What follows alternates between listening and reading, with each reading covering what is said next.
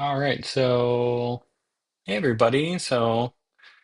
Welcome back to another streaming session. I'm Calvin and still trying to work some of the kinks out here, but looking forward to doing another drawing today. Today we are going to draw a picture of a building that I saw in Athens, Greece. And we're going to just do a very basic drawing. We're not going to try and get all the details that are inside of this drawing, but just get the basic shape going. And we'll get started with that in a little bit. I'm just going to check on something real quick, and then we'll get started.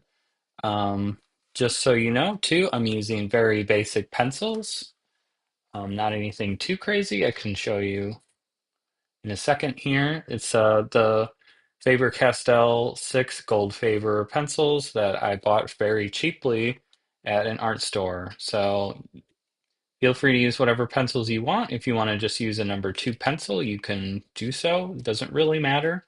But if you have like these different hardnesses of graphite, it will produce different effects, darker or lighter, depending on how soft or how light the pencils are. But yeah, we can get started here in a second. I just need to check on something real quick and then we should be good to go. Um, yeah, you definitely can draw along if you want. Um, yeah, just one second.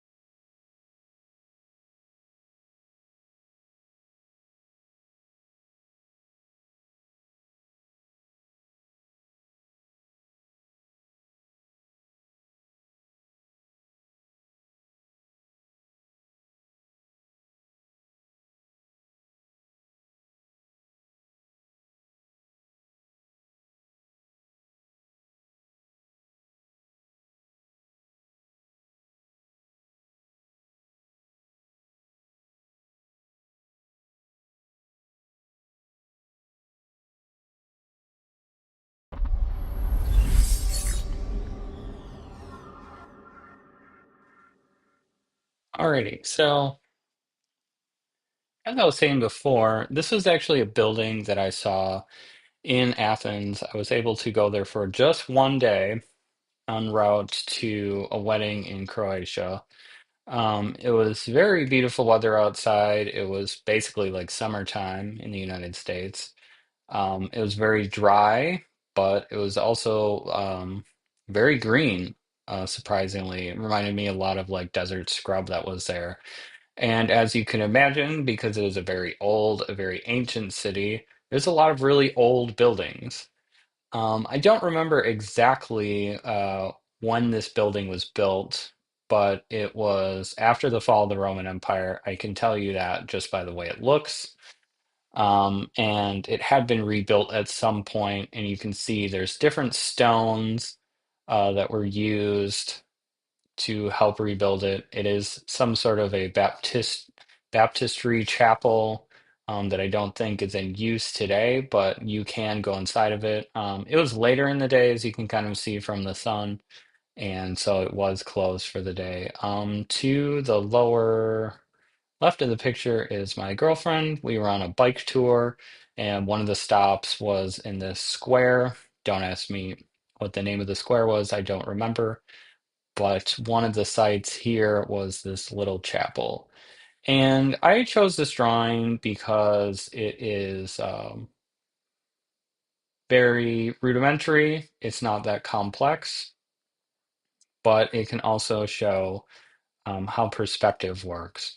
So if you look down at the bottom where the square walkway is, those square tiles, you can see all of the lines are going to a vanishing point, and it foreshortens the squares and it gives the illusion of depth when you draw it. And we're going to go over how to do that. We're also going to go over how the lines on the outside of this cube-shaped building go towards vanishing points. You can see on the left-hand side that the wall is extremely foreshortened, meaning it's not like completely straight on.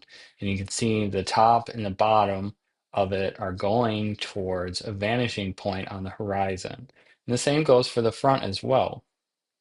If you were to walk up to this building straight on, you wouldn't see that, but you also wouldn't see the sides. Um, but because it's on an angle off to the side, you can see that the top and the bottom of the front of the building are also going to a vanishing point.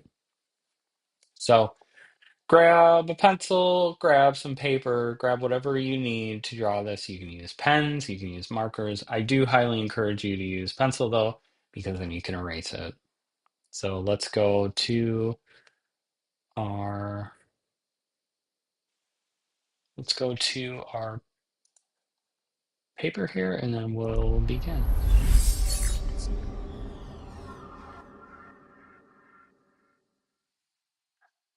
Okay, so as I said before, I have some different pencils here and they're of different hardnesses. Um, you can see, I'm just going to change something here so I can view what you're seeing better. You can see I have different hardnesses of these pencils.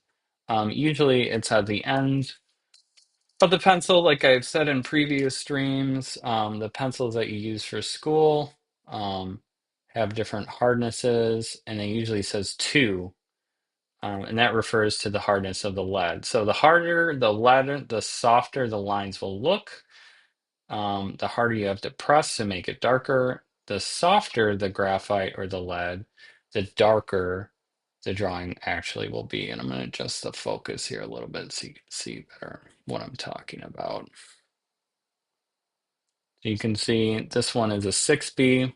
Might be a little hard to see on camera, but I have several different ones, 2H, HB, B, 2B, 4B, 6B. So B is kind of like the middle range.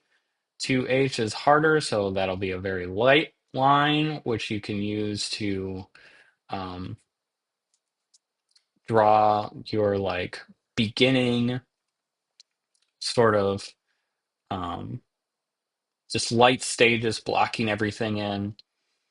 6B would be really soft, so it'll be really dark. That way you would finish your drawing with like the shadows or like any hard cracks in this case of the stone, things like that. So let's just start with the 2H, and as I said before, you don't have to have this to do that. We're just going to start by just simply blocking in what we see, and we're not worried about mistakes. Oh boy, I don't know if you're going to be able to see that. Oh boy. Yeah, so I'm not having the greatest time with lighting right now. If I change something real quick, I might be able to get better view. So just hold on 1 second. Let me see if I can adjust it. Because I made a line right here in the middle and you probably can't see it.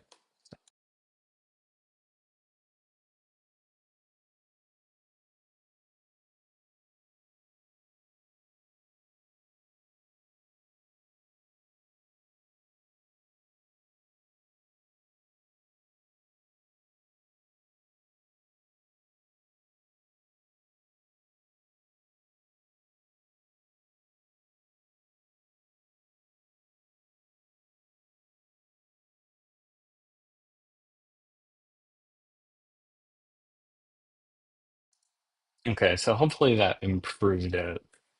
Um, it's just a lot darker though, and I'll hopefully have a fix for that soon. I just really want you to be able to see like the line work that's actually occurring here.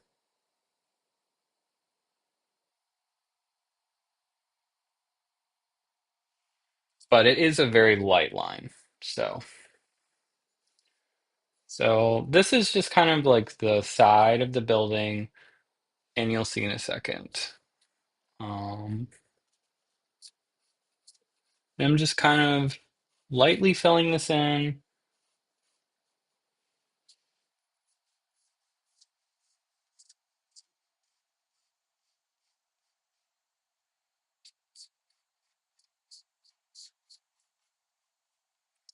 I can start to kind of talk about what's going on here as well. So when you look at the building, this is what I was talking about. You'll see that these two sides are going at an angle. And if you were to complete these like rays, you would see off into the distance somewhere over there would be your vanishing point. And the same is going to go for this side, except it's going to be at much more extreme of an angle. These are going to a vanishing point that's right around here.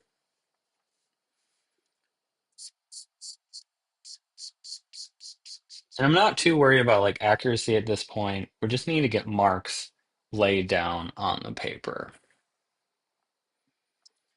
I'll give you a minute to catch up there. There's another line that's like very much parallel to this line that I can see on the ground there. And interesting enough, these are all around Europe. These are special tile that they put on the ground to improve accessibility for people that are blind. And they're like these grooved marble tiles that lead people to where they go. And you can kind of see that is right in line with that as well. Um, I'm just going to fill this in a little bit better. I kind of feel like this angle needs to be stronger, pointed more towards there. And we can again talk about how if you like completed this line, it's going to go, you intersect them, it's going to go to the vanishing point somewhere off in the distance. And if you were to draw another square or another one of these buildings, you would do the same thing. So like let's pretend there's a building over here in the distance. That one will also follow these same lines. So this will go over here, and that one would intersect with it somewhere over there as well. And you can also tell that this is 2 points of perspective, which is also a term in art as well. It's called 2 point perspective. And that's what makes a building look farther away when you're drawing. If you wanted to go even more crazy with this, you could even draw a little tiny one right there as well.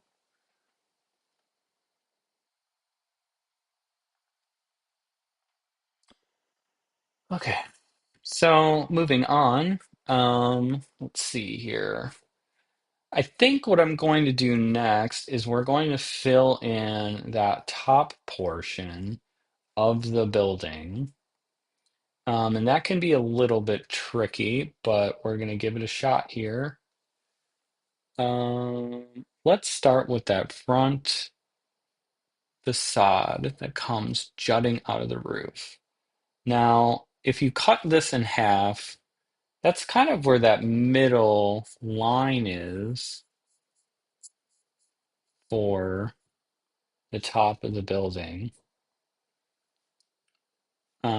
And then it's kind of like the lines on the two sides of that top part that comes out of the building.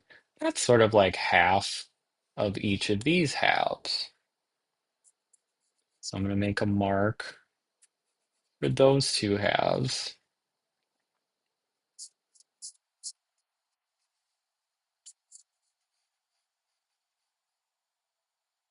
Okay. So the next thing I'm going to do is kind of make a mark for where the point goes for the top of the building. But I'm not going to come down all the way because if you look and you observe, you can see that those two lines don't meet there. There's actually little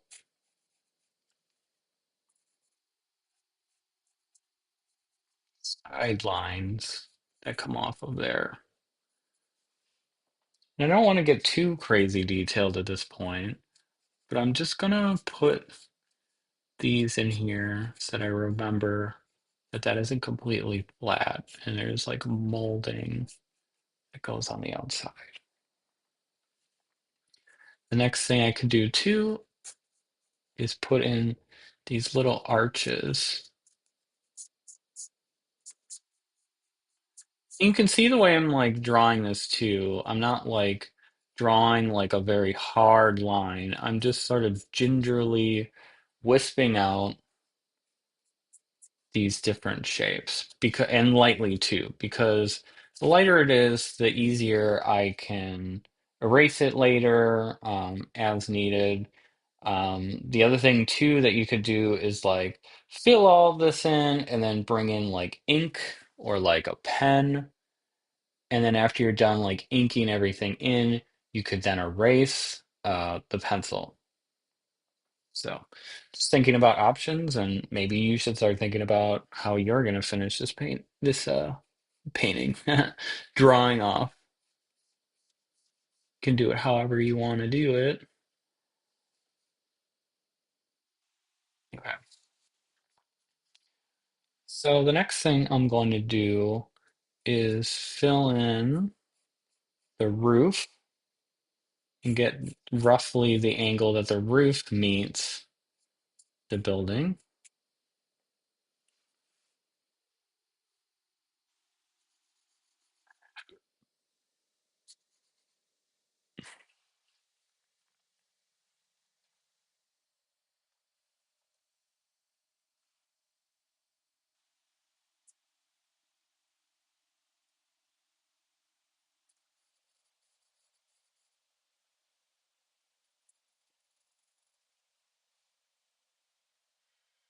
And this line too will sort of roughly follow this same um, finishing point, right? This is all on the same side. They all meet that vanishing point. Now you don't have to be really strict with this, but if you're trying to go for something that looks really real, like you might plot all those things out before doing like a larger drawing.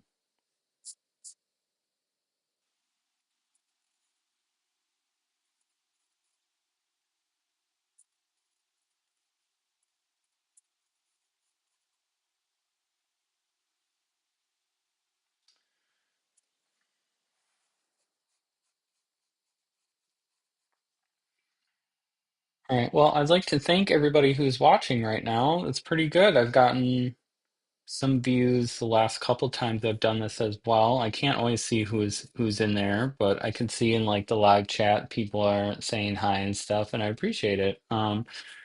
For watching all these too, if you want to come back and follow them along later into completion, or if you just want to turn this on while you're doing something at home, they get recorded and they stay in the YouTube channel for you to look at or draw along with at your own pace.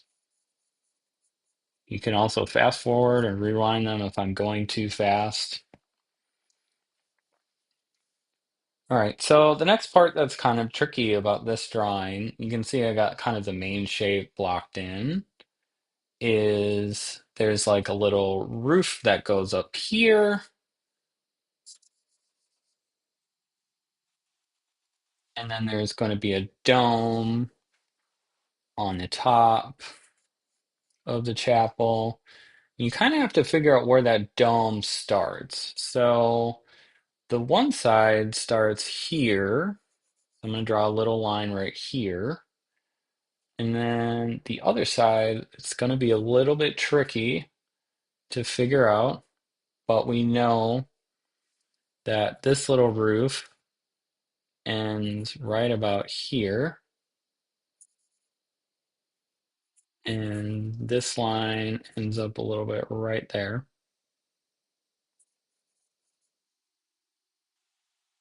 And there's like an angled line that goes here.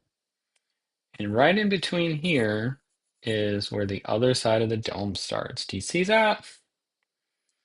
When you draw, it's all about making measurements when you draw from life, right? Like, not only am I making measurements like, oh, that's kind of like half of this, and that's sort of half of that, I'm also doing that within the actual paper too,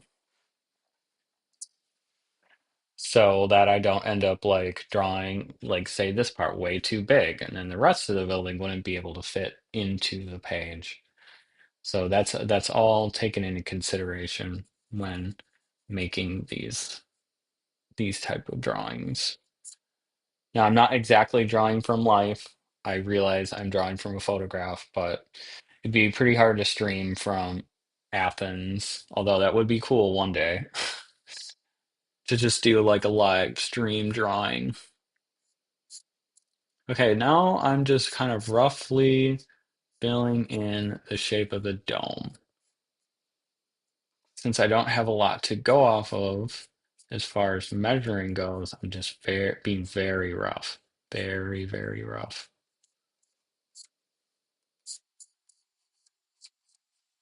And I'm going to kind of look at my drawing and decide whether if this is too tall or not. And it does kind of look a bit too tall. So I'm going to actually cut down on it a little bit. Check again. Still maybe just a tad too tall. And this is what I mean about like being really gingerly with your lines, making them really light, um, so you can erase them. So I'm going to go ahead and erase these lines and see how easily they come off. And it helps to have a good eraser. I really recommend these like Mars plastic erasers. You really can find them at like any art store. But even those like pink erasers, if your lines are very light, they take them off.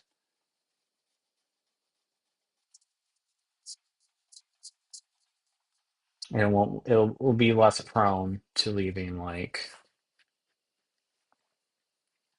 dark dark marks that never go away. Okay, so we have the dome filled in. We could put the cross in, but let's let's still work on bigger things before we get down to like hard and fast details. So the next thing that's kind of tricky to figure out is the measurements for this door. So the top of the door isn't exactly halfway, is it? It's kind of like half and 1/8, let's call it. And that's really hard to measure. So maybe we should try and do the sides of the doors first. Maybe that will help us.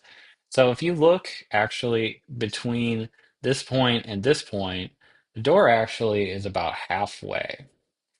So I can come down and just sort of make a mark for that side. If you look on the other side, in between there and there, that one is also kind of like halfway. So we'll make another mark. Again, it's all about measuring. I'm serious. Whenever you make drawings, when you start off with these base details, this will help you make a more accurate drawing where all these really great details will come in later. You never want to start with great detail because chances are you're not going to have the sizing right. And then it's just not going to look right later on, especially with an architectural drawing like this. Okay, the next thing we're going to do So these two lines are about halfway. So I'm going to go up a little bit more. And this is where I'm going to put in the top. So you can see the top is still a little bit angled. And again, it's going to be following to the vanishing point. When you get closer to centering with the vanishing point, it's going to look like the line is going straight across, but it's not. It's still a little bit angled that way. Um, let's see. We could probably fill in the arch, maybe getting a little too detailed here, but let's put in this plinth over the doorway. That's almost as wide. This one a little too much. Almost as wide as this top part, but it still falls a little bit shy. And then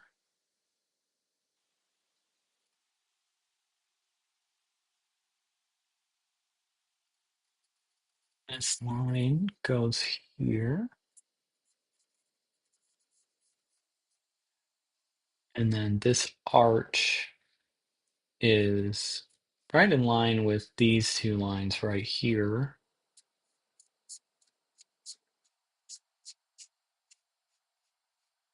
I'm just gonna freeform it here and see if that works. So, yep, that looks about right. Then I'll add this other arch here.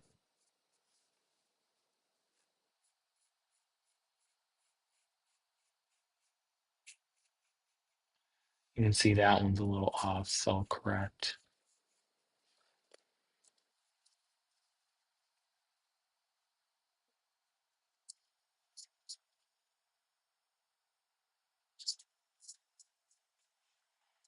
Okay,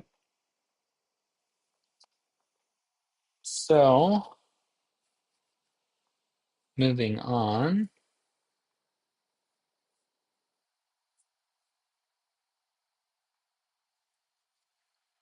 Everybody see that okay?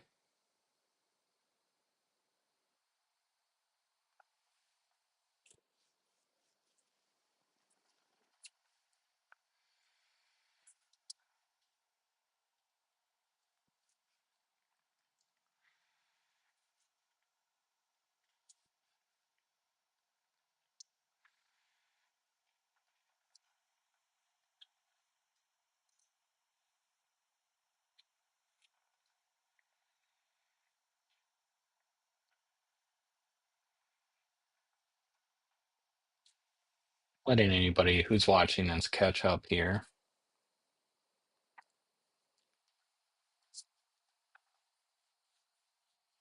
So I think maybe the next thing that we'll do on this drawing is we'll work on maybe putting in those arches. Yeah, the lighting is a little bit dark. If you were watching earlier, I had the lighting, not the lighting so much, it was the camera settings up higher. And you can see as I get it to this brightness, you start to lose some of the drawing. So that will be improved a little bit later on when I get lighting in here. I only have like this one little desk lamp. Um, so I'm just going to turn it back down a little bit here so you can actually see the finer details of it. But I am drawing really lightly too. So that also has a lot to do with it. But we will continue. Let me take a little drinky out of my.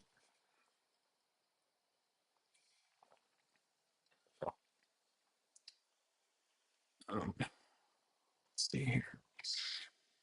Okay, so one thing that I don't know if I really have terms for, but when you look at the arches that are on top, they're actually following this vanishing point too. Right angles and straight lines aren't the only thing that like follow this. So if you wanted to draw a circle down here on the ground, you wouldn't draw it like a circle, like a flat circle. You'd actually draw it foreshortened, right? Like let's say there was like a manhole cover right here. This actually would be foreshortened to follow that vanishing point. And I'm going to erase that because I don't want that in my drawing. But that is literally what's happening on the top of those arches at the top as well. And they're all uniform arches that go all the way around.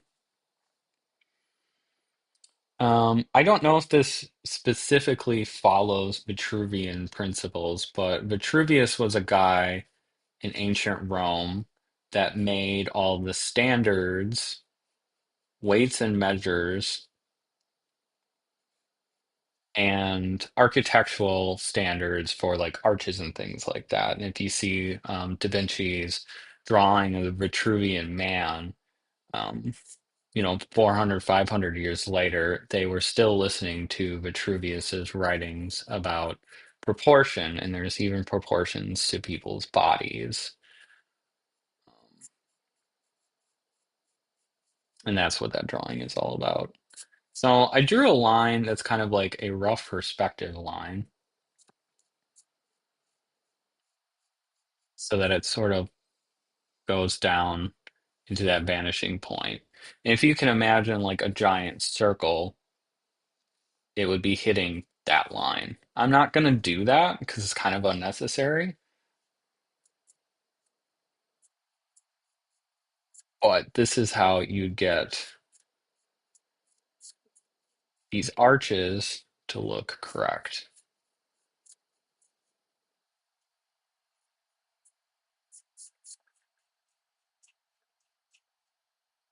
They are foreshortened. You see that?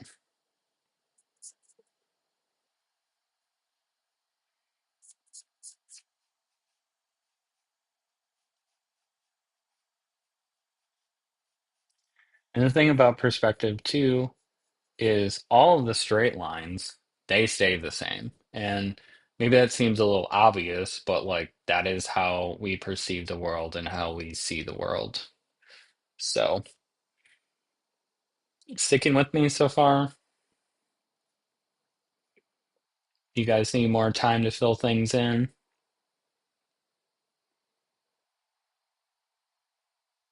I don't want to go too fast.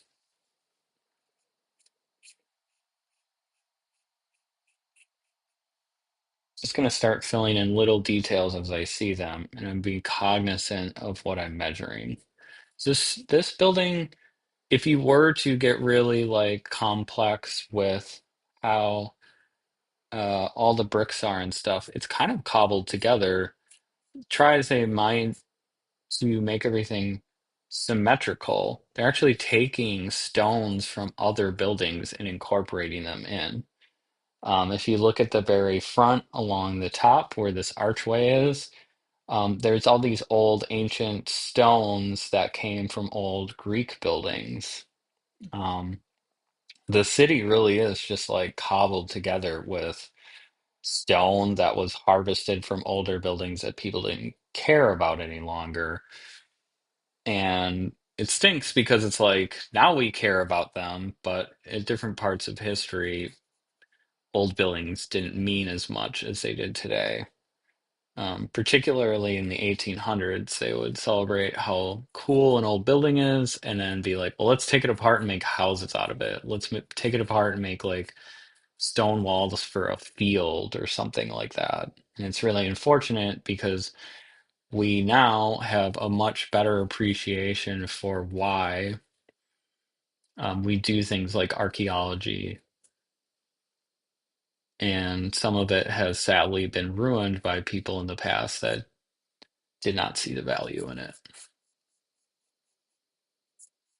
That's also why there are movements and organizations to protect old buildings and to preserve them, and keep them away from, the destruction that even happens today from like tourists and so forth, vandalizing or writing their names on things.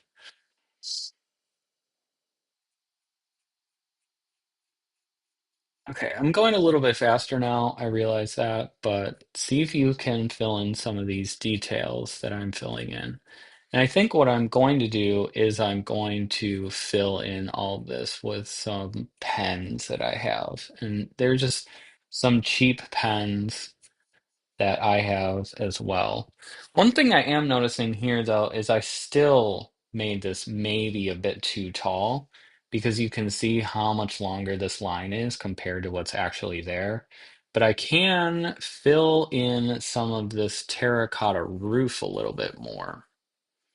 That is missing from my drawing, and that might actually kind of close the gap a little bit and sort of fix the goof that I made there.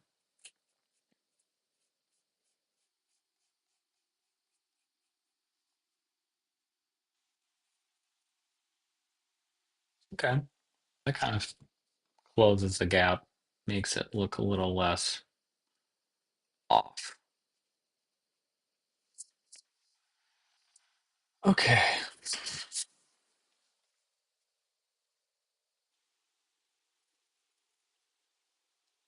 these lines too also are sort of going down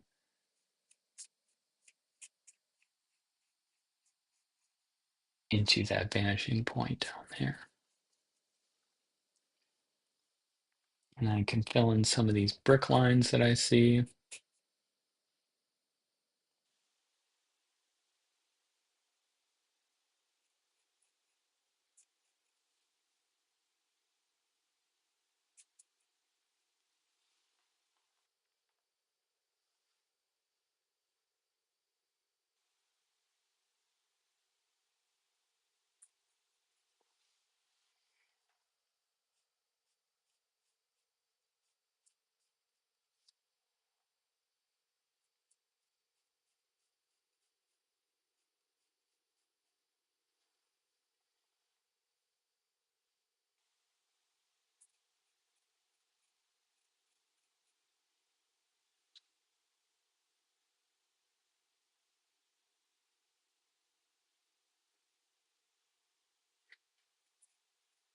These lines kind of meet up with these angles up here.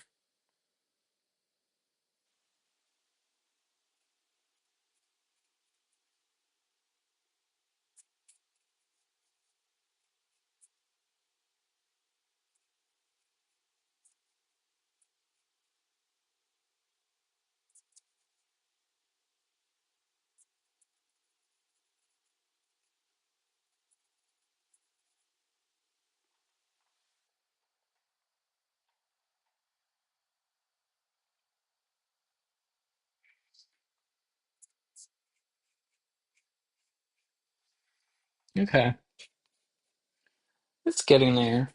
Um, if you're looking at yours right now and you're like, wow, mine doesn't look anything like that, or like, wow, mine's ugly, I just want to let you know, and this is something I learned very recently, that most drawings go through an ugly phase. You start off where it looks really nice, and then you start doing things and you're like, oh, wow, that looks not great. Just so you know, that happens with almost every drawing and painting I've seen other people do, as well as myself. And you just need to keep adding. Just keep adding and drawing more, and all of a sudden it starts to turn out. I always like to think of it as like excavating when it gets to an ugly point, where you just start making corrections until it starts to look like the drawing that it really wants to become. I guess we could work down here more on this brick stuff. So there's a lot of things that need to be measured out on the bottom. If you look at this archway, these stones right here actually line up like perfectly with it, whereas like this stone plinth comes out a little bit farther. Another thing that's probably pretty easy to fill in is the door goes halfway down. It's a double door. And it's got little square hearts carved into it.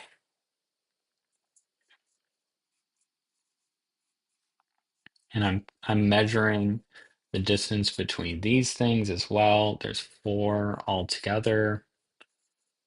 So I'm splitting the difference, putting those in.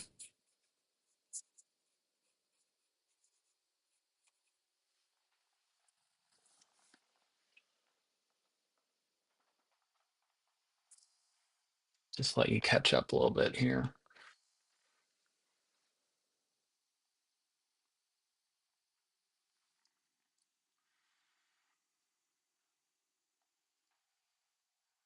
Um, okay. So if yours is looking bad and you want take a break from that, let's talk about the street that's down on the bottom. And I do know that like because of the view over here, like it might be a little bit cut off, but this doesn't have to look super accurate. It doesn't have to.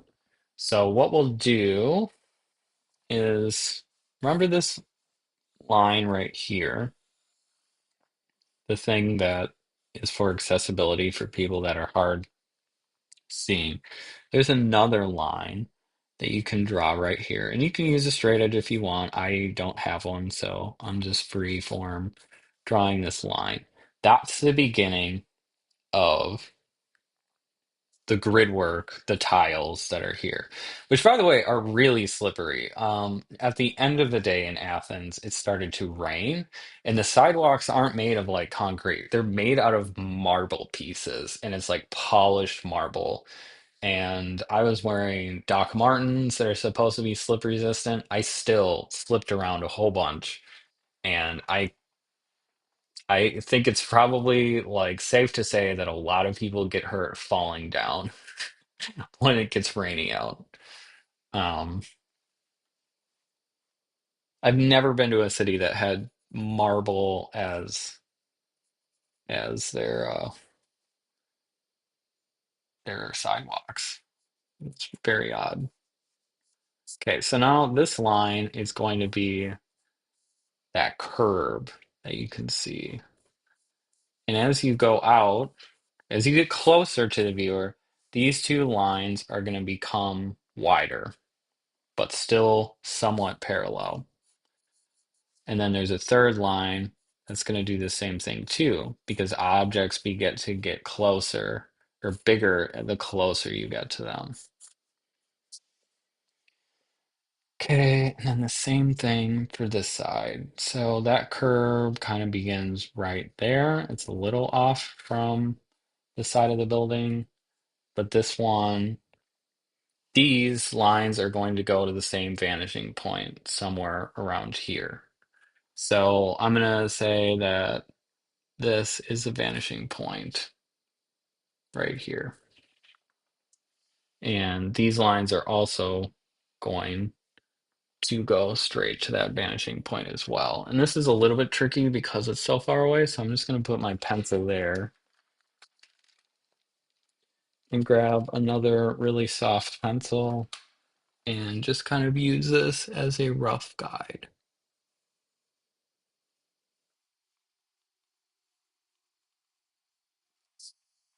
And there you can kind of see. So these points go to the vanishing point. And vice versa too. You know, if there was some bigger buildings here behind it with roofs, they would also go to the vanishing point like that. So just in case you were wondering.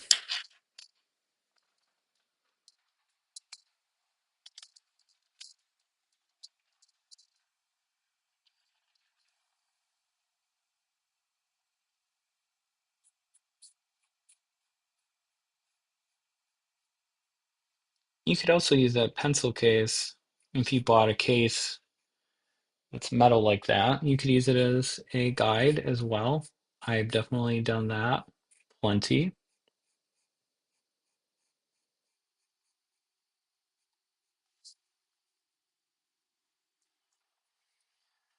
Okay. some more details. There's actually like a little stone ledge that goes along the front of this, like a threshold. And you can see there's stones that go across here.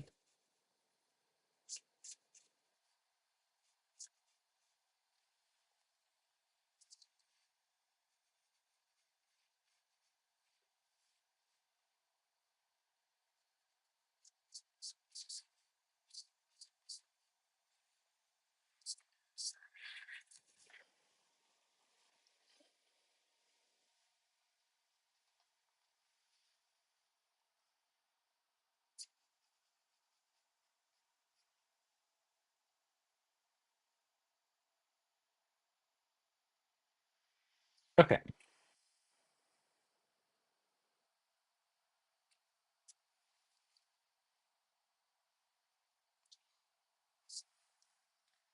Now, remember though, we still have that vanishing point, and I kind of got off track here, forgetting that I have an audience. So what I'm going to do is I'm going to fill in all of the lines for the tiles that go across.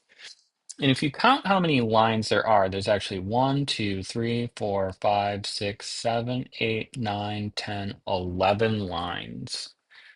And we can make the first two lines somewhat towards the middle. So you can see that woman that's standing in the middle, walking towards the little chapel.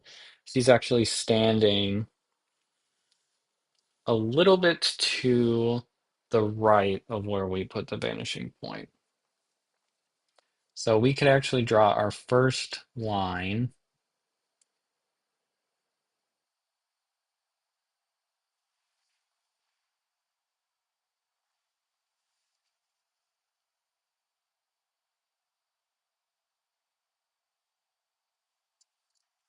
Maybe right there.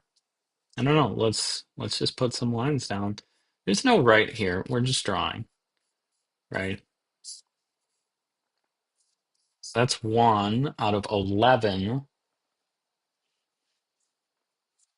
Maybe we could even use this pencil case as a guide. I think what I'll do is I'll open the pencil case and we'll make our second line. Now I'm also looking at about approximately how wide that line is from the other one in the picture. I'm going to do the same thing, but I'm going to do a little trick. So let's say that this line is the one, two, three, fourth line. So there's three lines in between this one and this one. So what I'm going to do is I'm going to split it in half and then split this in half and then split this distance in half. And now you have where your three lines are supposed to go. So again, I'm going to line up with my vanishing point here, and then I'm going to turn it so that this vanishing point line and this line are here, and then I'm going to lightly fill in that line for the row of tiles. And all of it seems pretty straight too. They definitely use the same size tiles for everything. I'm going to do this again for this row right here. I'm going to do this again, this row, again, lining up the vanishing point in this. And there you go. So now we actually have the row of lines that goes across. And I'm not really actually that happy with how this one turned out. I think that one's just a bit too far. So I'm going to kind of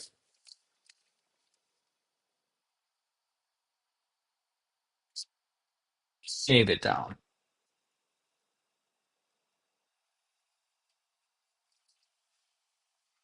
There you go. Okay, so that's one, two, three, four, five lines. We have six more lines to go. And you can't split it in half with six. So let's just do another approximate size line here, and then we'll split the rest of it up. So again, I'm going to use my pencil case as a guide. I'm going to line it up approximately where it needs to go. And I'm just going to make a line. And that looks pretty good. So now what I'm going to do is I'm going to split these up. So I have six lines and I need five more. So I'm going to do one line to split this in half. And split, so we need five. So we need, that's one, two, three, four, five. Okay, so we need to cut this one into thirds. Is that right? One, two, three, four, five, six, seven, eight, nine, 10, 11. Okay.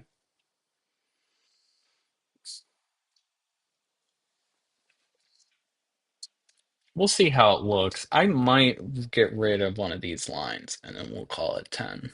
So it won't be exactly accurate to the photograph, but nobody needs to know that. If it just looks aesthetically more even, that's what matters to me over does it look exactly like the photograph. It's really rare whenever I make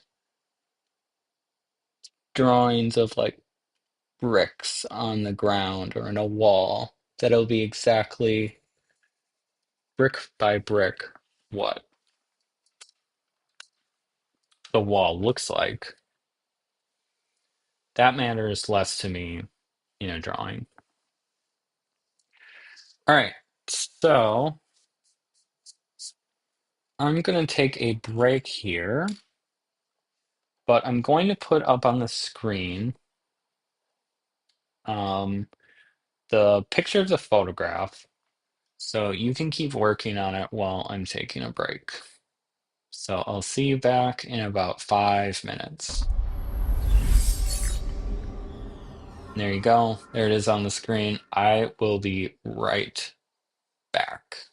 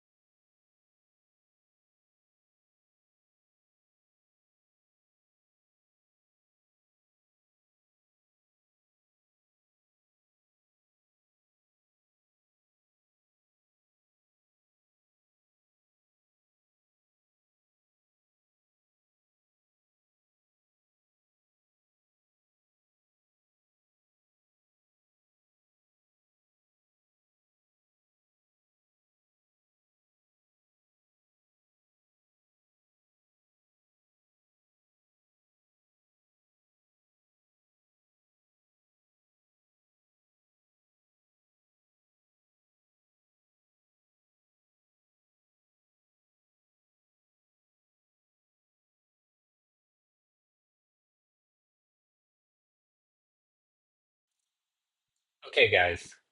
So I'm back, and I hope that, like, I just want to say, like, this is a simple building, but I hope that you are not struggling with the detail that's in this building. We can go back to the drawing board here. Um, the form itself is simple. It's not anything to get stressed out about. And if this one doesn't turn out, try it again. These videos, as I said, are on YouTube. You can rewatch them over and over and over again. And even as I'm looking at this drawing and I'm looking at the picture, I don't have it perfect. And that's okay. It's just fun to draw. It's a good skill to have and to know. It's a good thing to know how perspective works. And it's only going to come through practice that you're going to eventually get to the point of mastery.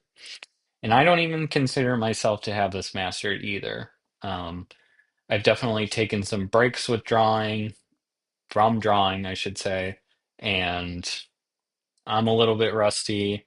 If you haven't drawn before or you haven't in a while, you're a little bit rusty too, and that's okay. We're just having fun with it for what it's worth. Okay, so where I left off is drawing these bricks or tiles that are on the ground. And when I look at this too, it looks like all the squares are uniform. But this time I'm not going to count out how many squares there are. I'm just going to roll with what it kind of looks like. One thing I'm going to do before we start though is I'm going to fill in some of these brick details on the curb. And again, these are going to sort of roughly follow the vanishing point. This one's probably going to have its own vanishing point somewhere over here. Again, I'm not stressing about if it's accurate or not. These lines got to go straight up and down though. Is something that I've always struggled with when it comes to like thinner detail. Those lines have to go straight up and down. And I can see I made them a little more angled up top, but then these ones go to a vanishing point. But those little details, if you get them right, give it a lot more realism. Now, we're not going for like hyper realistic here, guys. We're just drawing it the way that we feel like. Okay, so the next thing I'm going to do, and I think instead of using that straight edge, I didn't quite like that. Maybe I'll use a piece of cardstock. So I'm just going to use this business card, and I'm going to use that to make some lines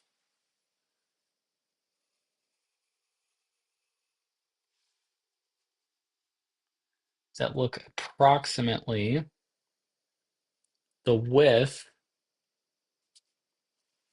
of the tiles. Now, here's the tricky part though. Up here, these lines may be this close together, but as you get down farther, the farther apart they're going to appear. And that's again because of perspective. So the closer you get to an object, the bigger they appear. The farther away, the smaller they appear. And that goes for this foreshortening as well. So I'm eyeballing it. There's probably a more systematic way that we could do this. I'm just eyeballing it. I'm looking back at my drawing or my photograph, my source material,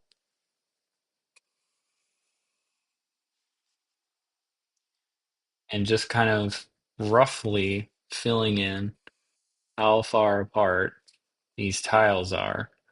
And it's sort of an exponential rate in some cases as well. Like now the tiles can get really big because I'm really close.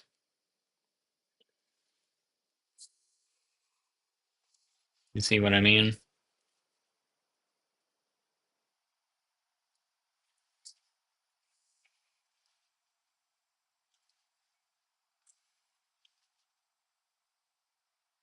And it can be light with these too. I don't need to draw them in very hard and make the line super dark because what if it looks not right? Then I can erase it. You can go back.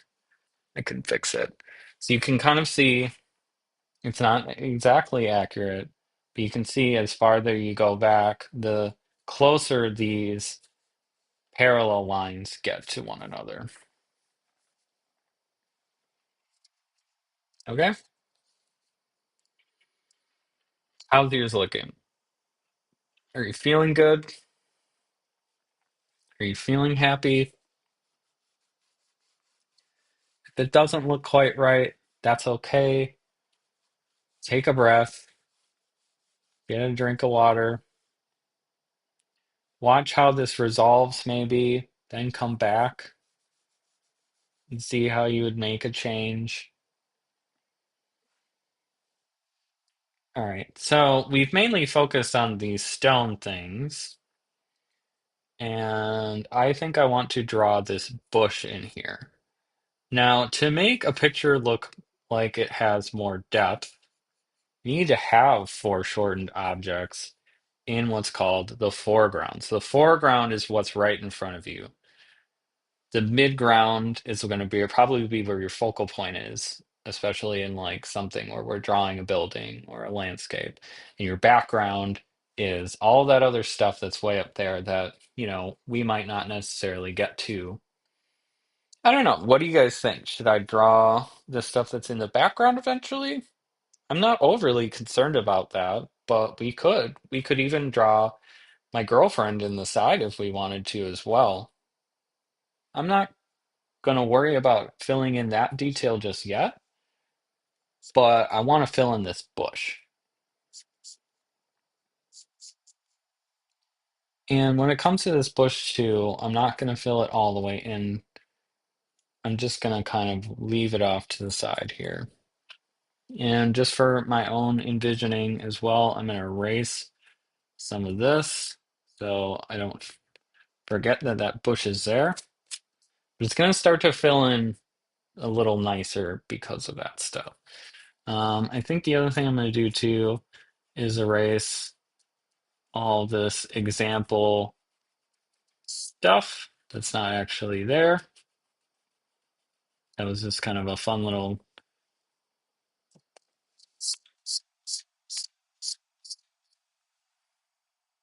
talk about that. Um, I do kind of wonder if this does need to go back a little bit farther though, right? Like I feel like maybe the building's a little on the thin side when it comes to the back. It really was like a cube when I saw it. Like the front space was just as long as the back side.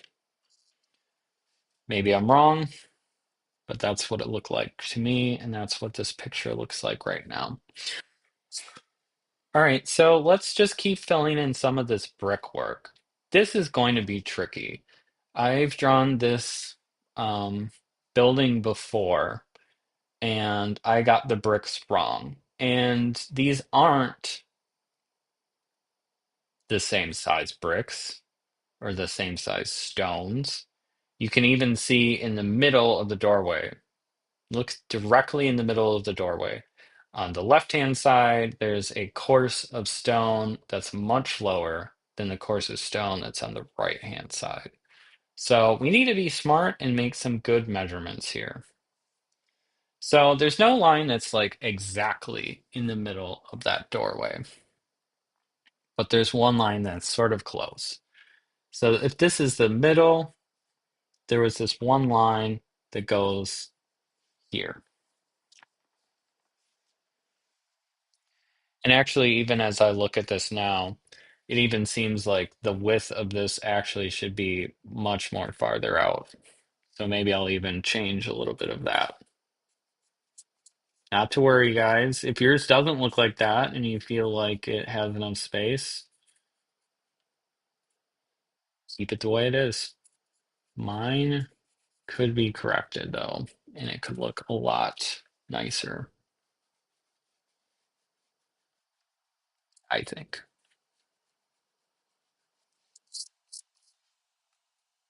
Let me know what you guys think in the chat.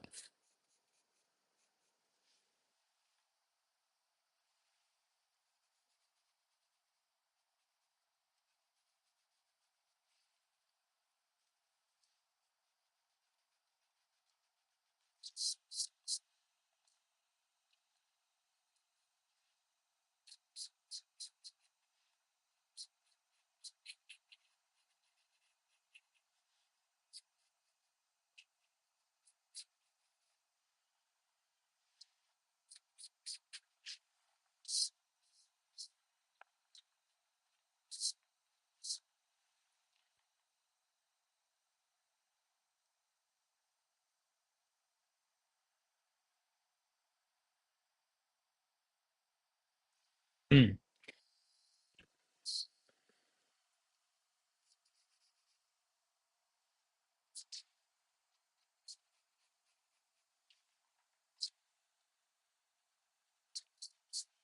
Okay. Well, I think that that's good enough.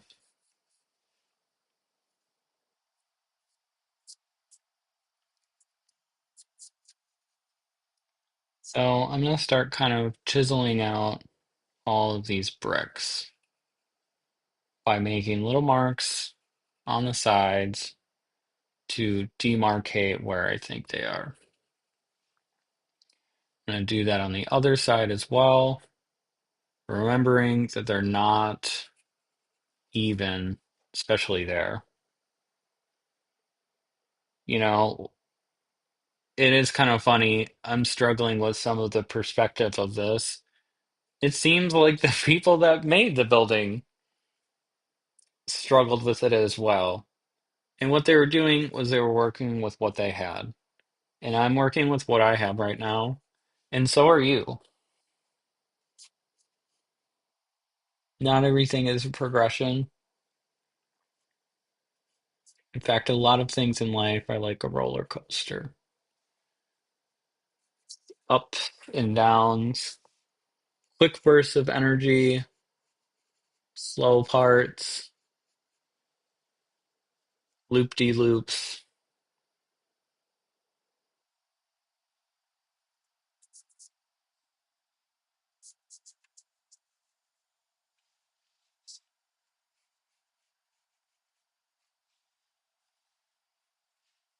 It can be scary,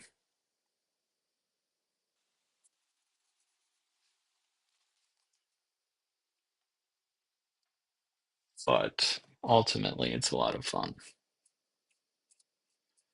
It's all about having fun, especially when it comes to drawing, when it comes to painting. Taking time to slow down, to focus on your breathing while you're drawing too.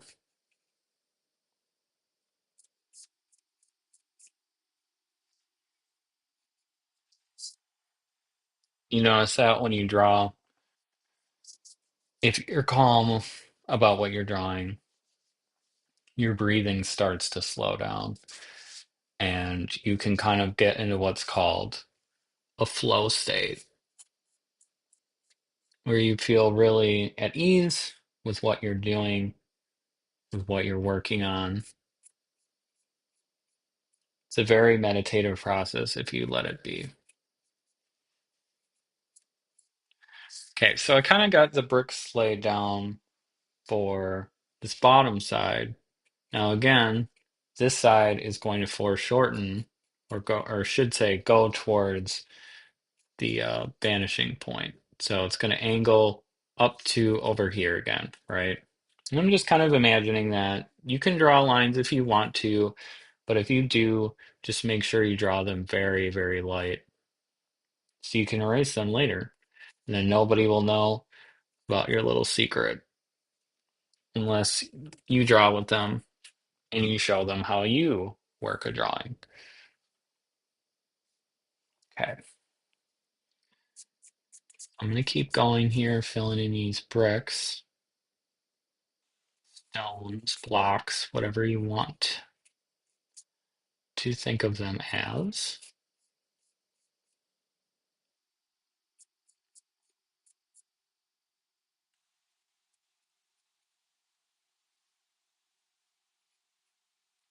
And again, I'm using those lines that I made, and then I'm looking at how close things are together.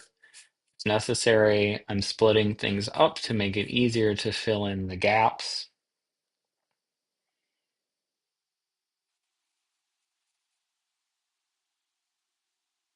Oh, would you look at that? There's actually a tiny little stone, square stone right there. I didn't notice that before. It's kind of funny.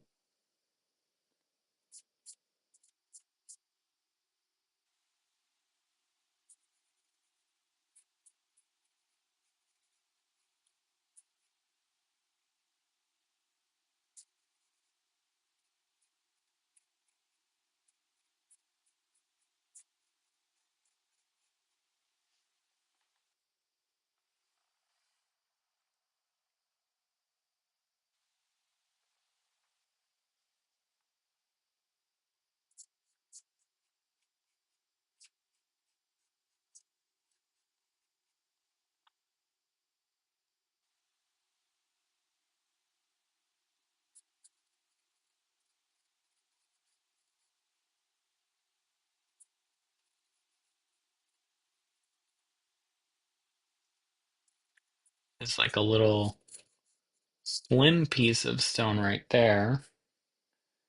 You can kind of start to see how this was built. So they had big, big pieces that were approximately the right size. But then as they were laying them down, they did kind of notice there was some inconsistencies in size.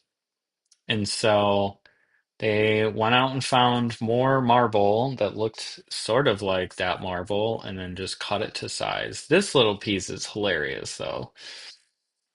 I'm sure that made somebody a little bit frustrated and yeah,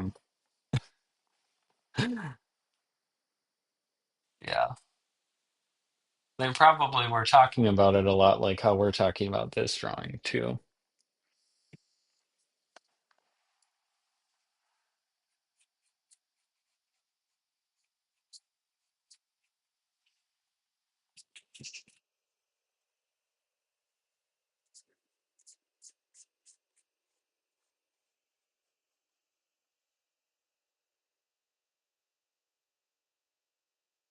This stone over here, a little jagged, not so square. Looks like it was pretty roughed up from something. And I'm not exactly sure either. I remember we had a tour guide that talked about this, but of course I didn't write anything down or record him at all, and I should have, but I believe that this was rebuilt. And so some of these stones may have been original, and others may have been like, this is what we have. They're from something else that is long since demolished, and we can fill it in even more. If you look to the top left of that archway, there's a stone there that's extremely worn down, and it looks like it was filled in with like plaster or something else around it, to make it more uniform. Not sure if that's what's going on there, but it's certainly a possibility. Um, okay, so we're making pretty good headway on these stone brick things. I'm just gonna I'm gonna continue up to the same height on this side as well. Remember, go towards the vanishing point, okay? If you're really struggling with that, draw a dot and draw straight lines to that vanishing point. If you're comfortable with just eyeballing it, the stones will look more rough and look more realistic to what's going on here.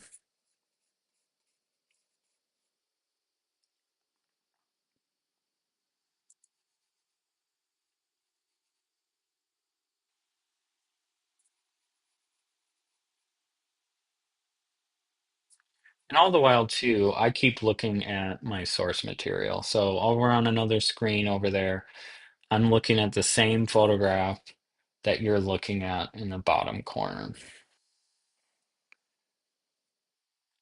Um, and as well, too, I think in the future, I'm going to put a link to the photographs when I'm more established here with the website that you can then download the picture and you can view it on your computer screen while you draw this, or you could print it off if that's kind of your fancy, if you want to work with this outside of this video.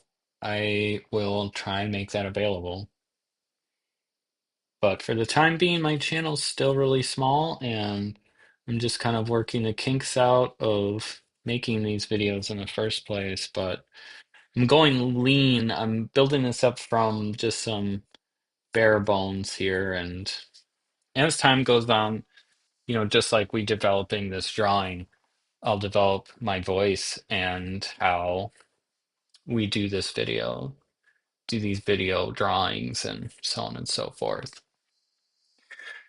Okay, well, we've gotten pretty far with this drawing.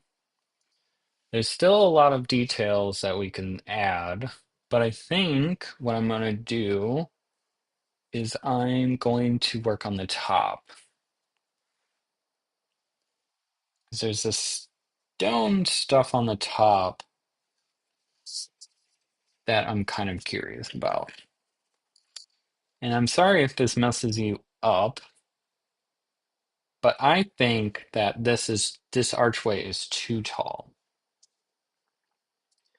And I think that this line needs to be lower. So we don't need to erase everything, but I think what I'll do is I'll make this arch a little more stout, so it is more like a half circle. Do the same for the stone that goes around that. Do that as a straight line. Go straight across. Leave a little bit of space in between the arch top.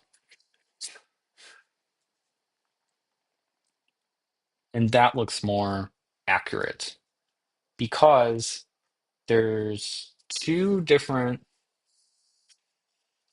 levels to this top part. I'm going to use a straight edge to do this just so it's not so rough.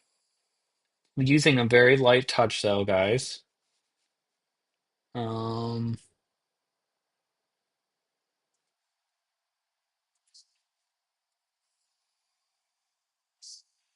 so there's the top part, which is like all straight lines. It's kind of like a molding.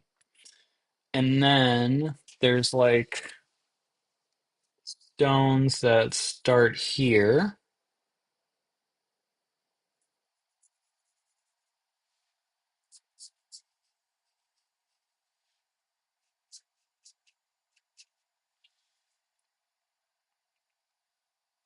And you can see this is a little inaccurate too because I didn't make it on an angle, but I can change that right now. Um, and this actually goes down.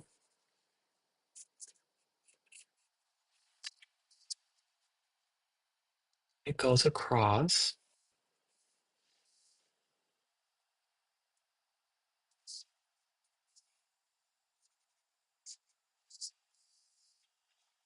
There we go. I feel a lot better about that. Um, and then we can fill in these large stones that are very pretty. They have just like really ancient carvings on them, and I'm not sure if those are Byzantine or if those are older Greek, but they look Christian. So I think that they are Byzantine, like Orthodox Greek carvings. Don't quote me on that. If anybody knows, leave a comment for sure. Um, it's also probably possible too that this building is on Wikipedia and you could learn more about its history there. But it's in Greece, it's in Athens, it's old.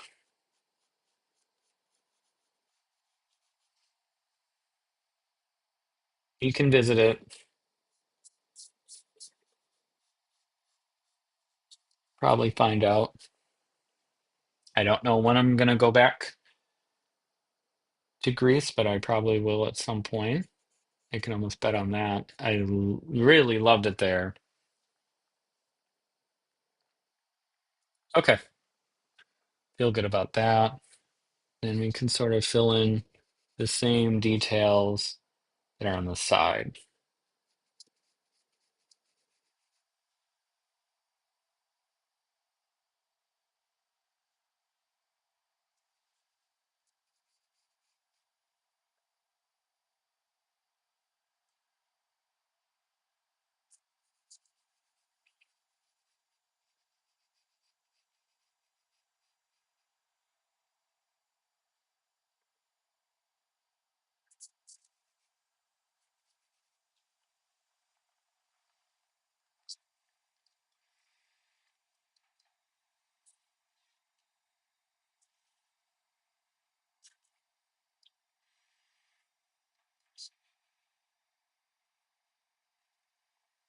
And if we back this up a little bit,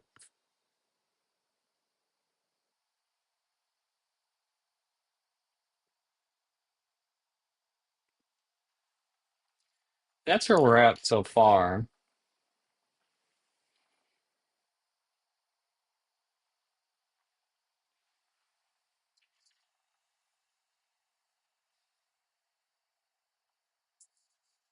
This goes a little bit farther down than that.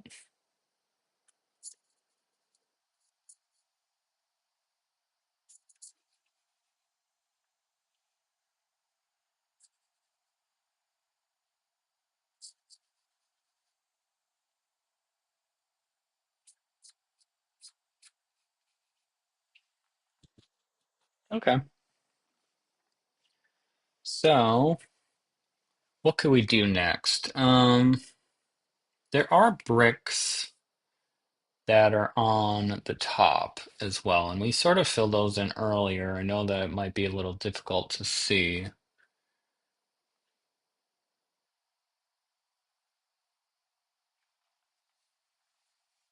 but those are like right here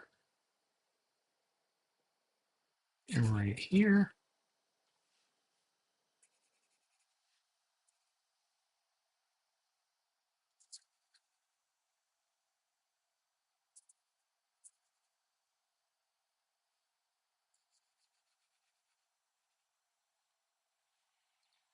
Um, Another thing that we could work on too, which is going to be tricky, um, is the terracotta on the roof.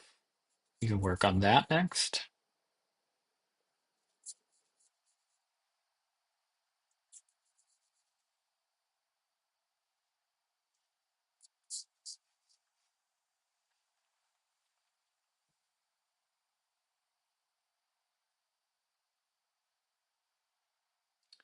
The other thing that we could fill in is maybe some of the tiles that are on the ground here.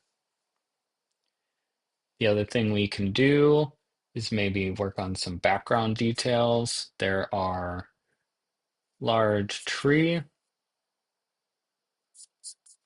in the background that could help give this more depth, although I'm not gonna worry about them too much in detail quite yet. And then also, they're not the focal point of the drawing, right? We're very concerned about this and the walkway. We're less concerned about what's in the background being in great detail, right? But we can fill in some of the bushes and the trees that are there. One thing we could fill in is there's like a line in the background that goes like this, that in there. Um, Tree kind of looks like Michigan, the shape of Michigan. We could put in a line right there for that walkway that's even farther back. Um, yeah, I mean, it's all detail that could be added in later. I think I'm going to take another break here real quick. Just get a little bit of water, and then we'll get back to the drawing here. I'll leave you with the picture once more so that you can work on drawing and catching up, filling in whatever you want to, by the way, like feel free, and we'll come back and we'll keep working on it. And maybe if we have time, we'll put in some marker detail. We'll see. We'll see what's in store. But I'll be right back.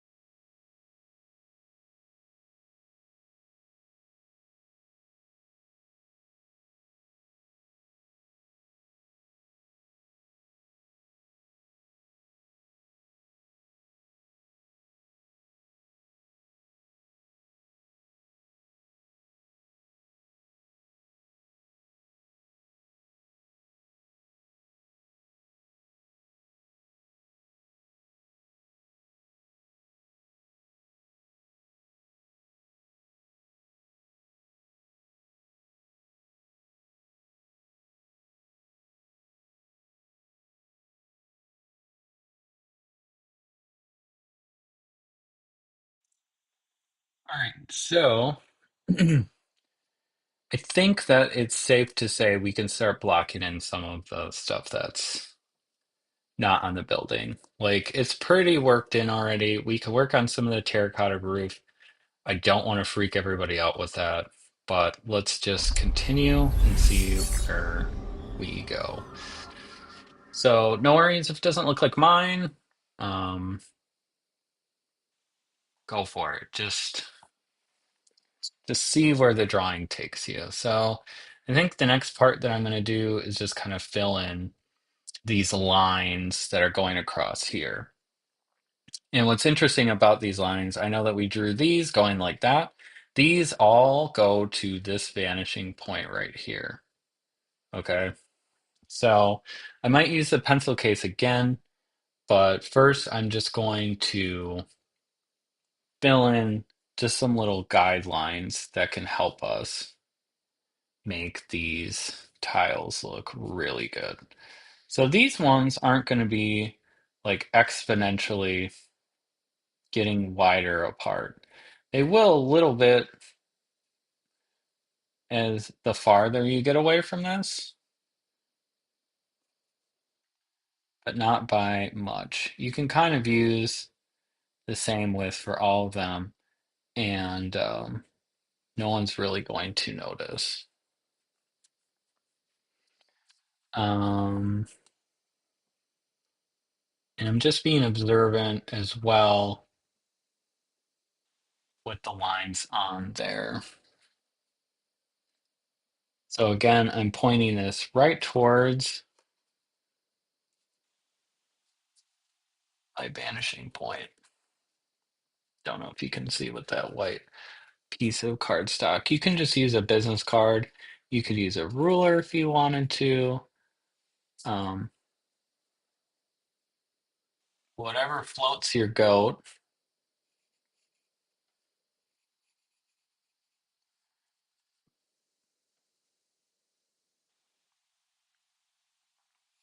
But it should all generally be pointing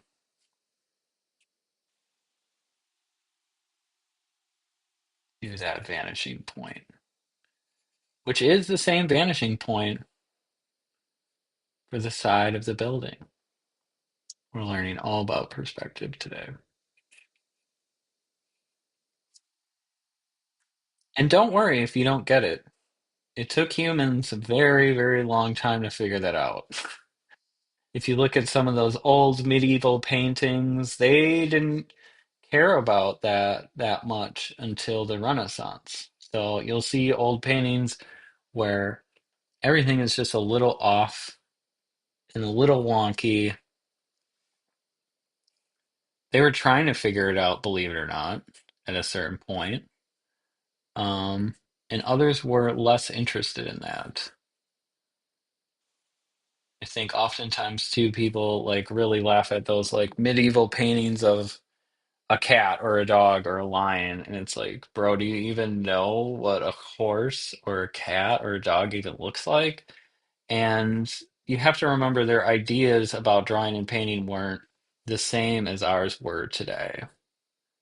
Um, in fact, a lot of those things were decorative rather than, oh wow, look at how good they can draw or look at how good they can paint. They were decorative, in fact. And if something looked fancy or gilded, that was more important. It just depended on what the artwork was being made for, too. It could have been made for somebody's home. It could have been made for a church or a temple. A lot of times things just looked um, what we call stylized as well.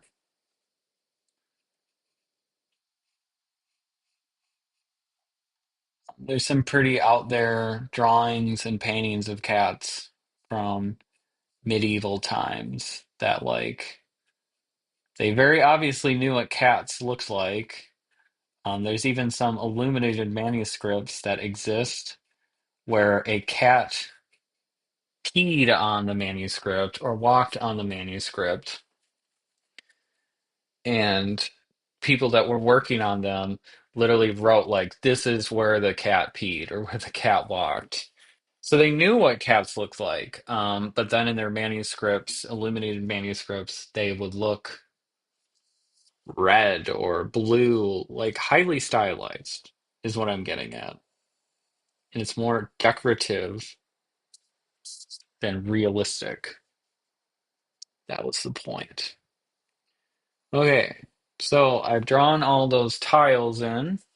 I'll draw a few more.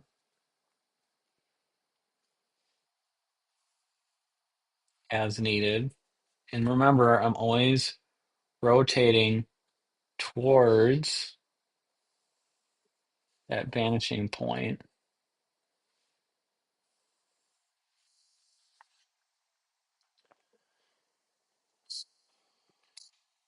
I can erase some of this as I just went too far, driving the point home,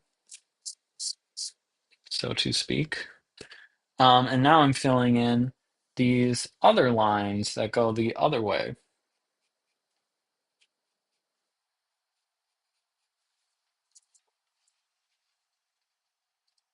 going to another vanishing point, which again is this one that's way off the page somewhere over there. So I don't even get the luxury of looking at that line. I just have to guess. I just have to do it and look at it and determine and judge for myself if it looks good or not. If it doesn't, maybe consider fixing it, going back, doing it over again. Okay, now that makes it look a lot more dimensional as a drawing.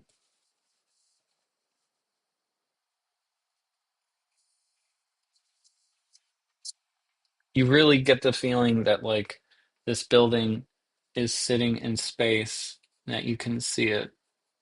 Still not completely happy with this. I can fill it in even more. Yeah.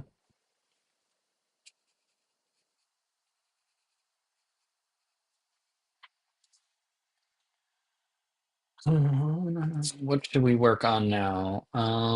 We could put in some of these circles, which if you look at the actual picture, the circles on this side, the little portholes of these windows, um, they're kind of behind a little bit. They're not completely sticking out. Do you see that?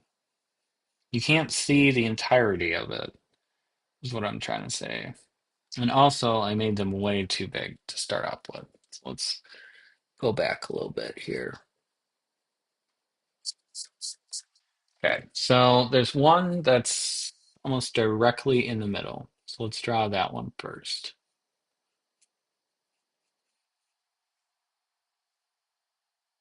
And actually, too, if you look at that, sorry guys,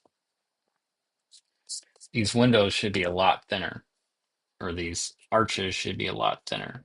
So let's do that.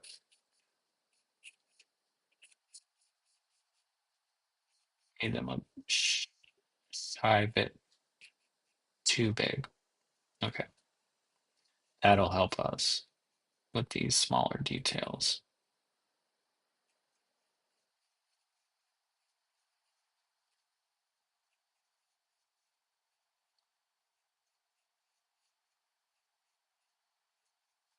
So there's five of those all together. I'm still a bit off. That's okay. We can kind of fudge the numbers with this.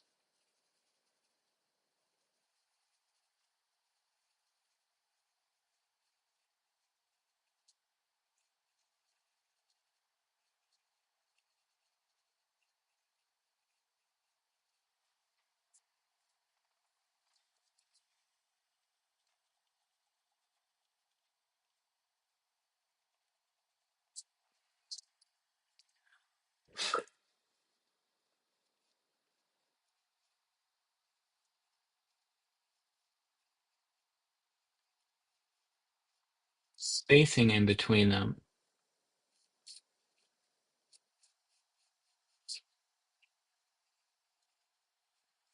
is a bit difficult.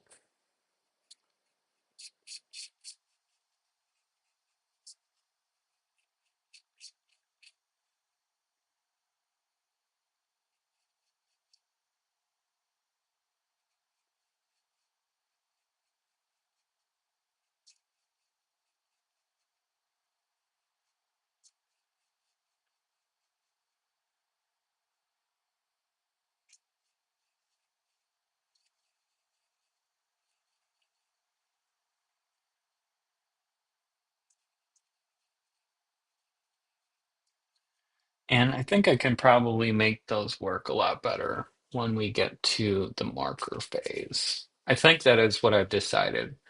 I'm going to try and do some of this with markers. Um, the other thing is we have more of these circle portal windows up here too. And I believe that the function of these really is to let in some light into what would otherwise be a pretty dimly lit chapel.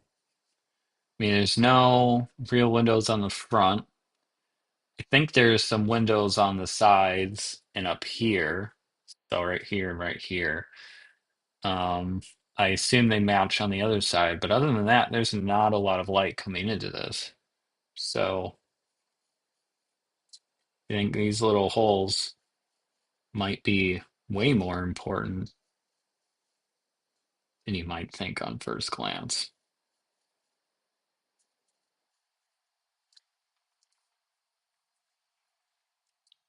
What's interesting about this side too is there's actually so much stone for shortening it, you can't see anything as far as little portholes go.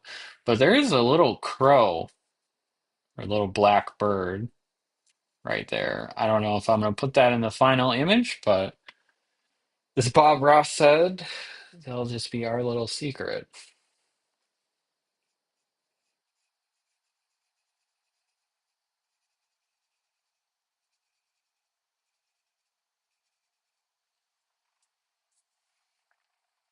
Okay.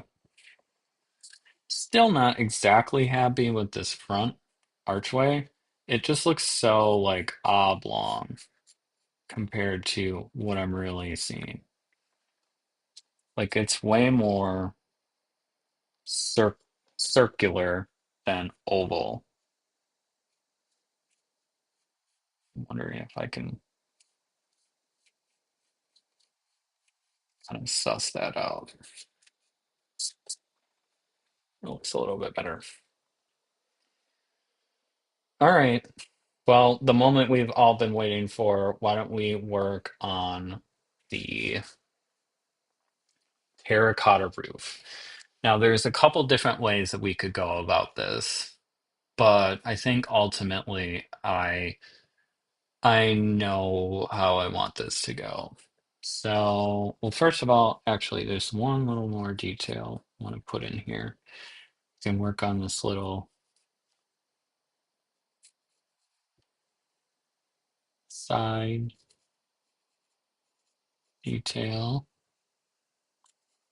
side stones, side blocks. It's a lot of really like fine like carving details in here that you don't really notice until you start chipping away at this drawing.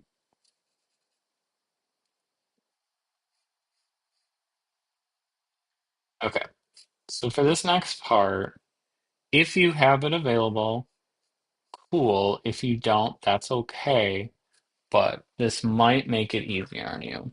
So if you have a softer pencil, i.e., it's really dark when you use it, grab that now. I'm going to grab a 6B pencil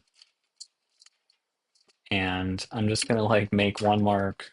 You can kind of see the difference. You see how dark that line is? I barely touched the page. It almost looks like a pencil eraser mark, piece of pencil eraser. But what I'm going to do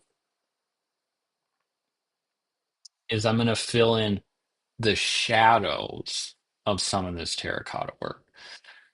Because that is what you're really seeing when you look at a big, massive pattern like that. You really see the shadows. So I'll just start on this one roof lip here. You can see there's just like a line that goes across. And then there's all of these like up and down lines.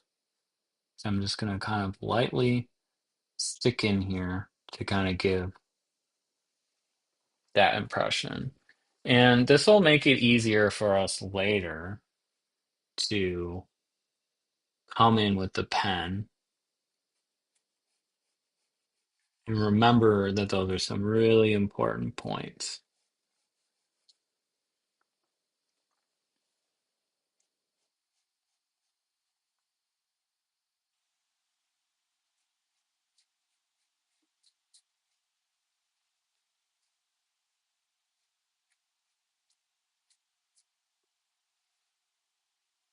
That we can come in with the pen.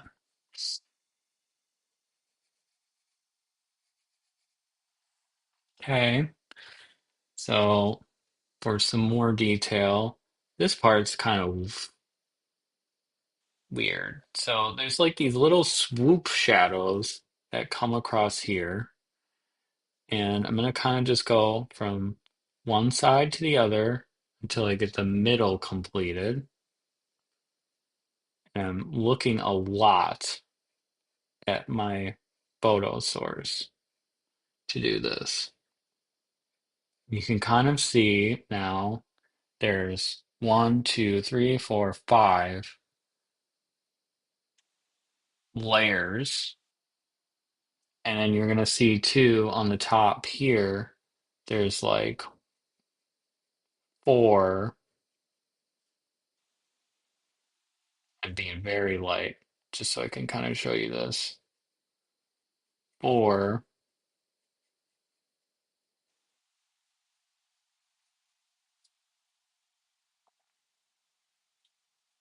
bumps. It's like a grid, but there's like four bumps that go across.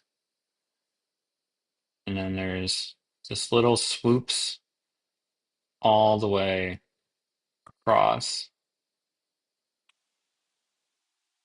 those bumps. Concave and convex. Those are terracotta roof tiles. I don't know if they're made out of terracotta in this building per se, but that is the general design, the kind of look of this. And we're going to do the same thing over here too. And I'm sorry if this is hard to see, but that is what is going on. The darker pencil is kind of there to aid you, to show you what I'm talking about with this like finer detail. In the photograph, these are the darkest darks. These are the darkest shadows. So up here and here, these swoops. And that'll give us like this finer detail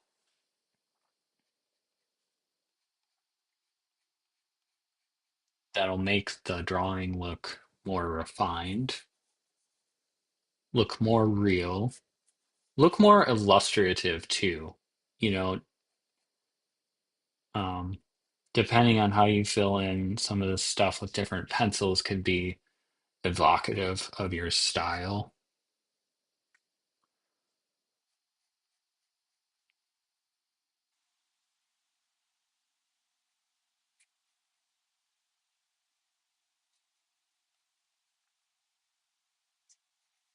You know, just because I'm doing it this way doesn't mean you don't.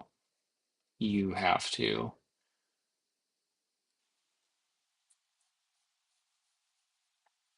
The more you experiment, the more you develop different tricks or languages to deal with different textures and different drawings, different situations. It's basically you're trying to develop a visual language, a library, if you will, or a dictionary of different things that you can do.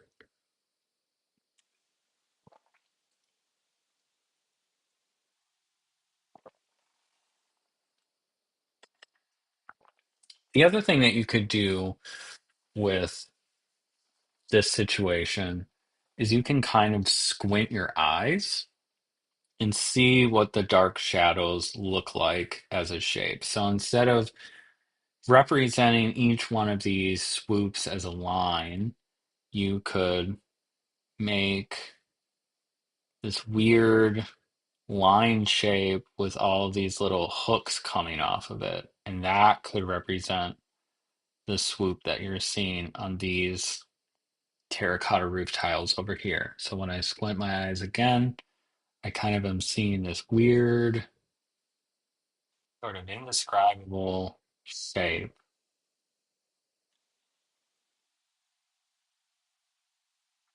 And it goes the other way too. Like there's like hooks that come across, and now you're sort of giving the impression it's closer to kind of how the eye sees things, right? You don't see all the detail.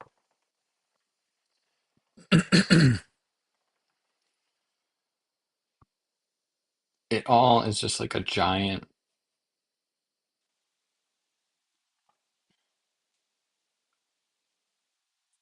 agglomeration of blobs of light reflecting off of surfaces. And a lot of times the shadows tell us more about the shape of something than in their absence,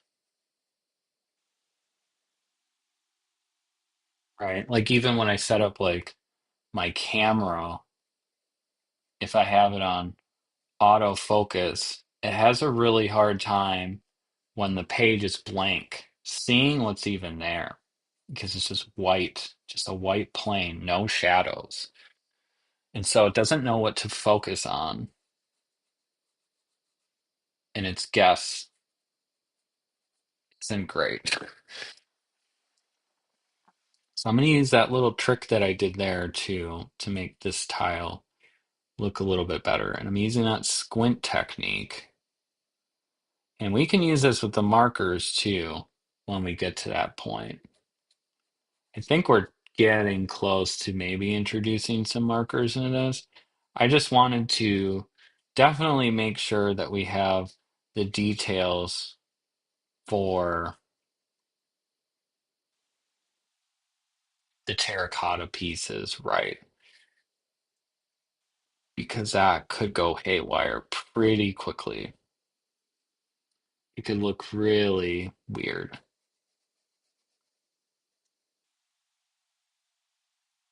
Nothing we couldn't erase when we're still in the pencil phase. But when the marker comes into play, that could be bad. It could be, it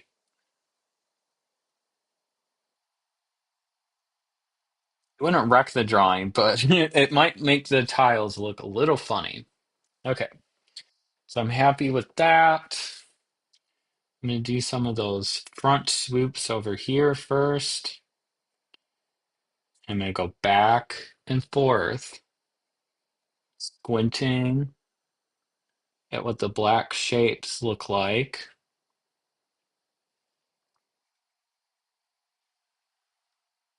Looks like there is.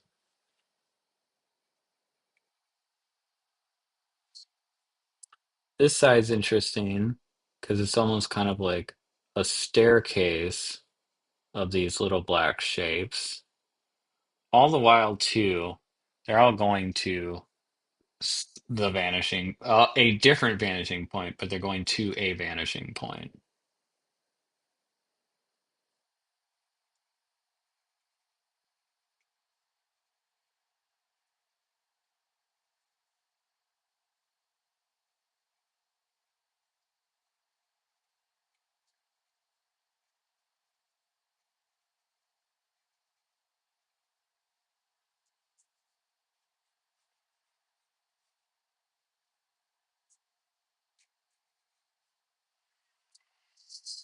Oh, yeah.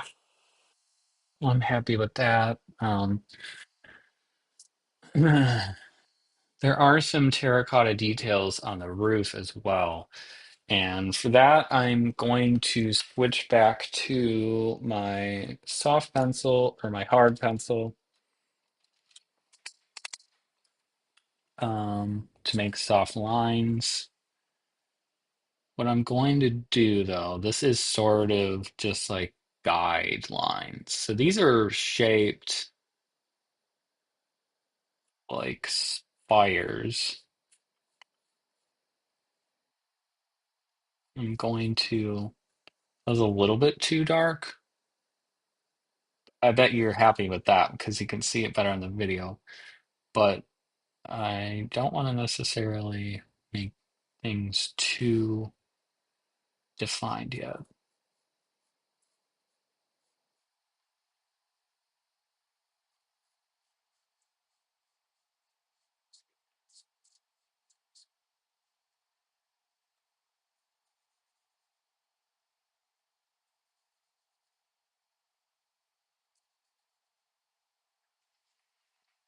And you can see I kind of made like a jagged kind of like step work on the side. That's what it looks like on the side. And I'm going to kind of fill in the other details. Like in reality, the thing is kind of like a weird spiky shell, like a turtle shell.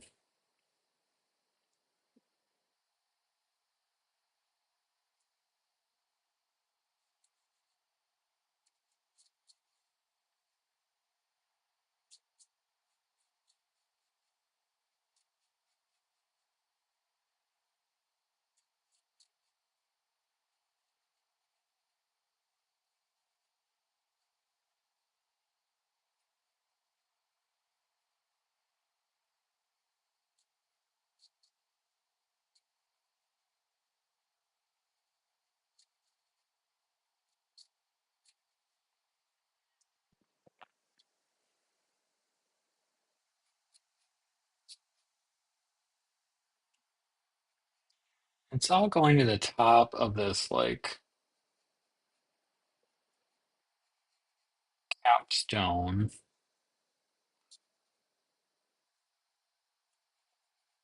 which its lines are going to vanishing point two for this cross. Very classic looking cross with like these clovers.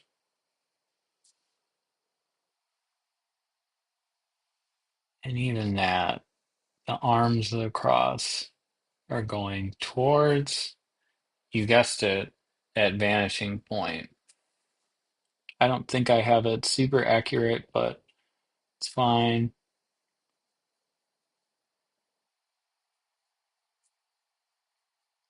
We're just filling it in. Putting down the marks. That's what's important at this phase. I do think though that like this is maybe a bit too thick. And I could probably actually leave it how I just erased it too. That's kind of nice. Okay. Because there's an arch that goes in the middle of this arch. It's a very cool looking little dome on the top of this. It was definitely somebody's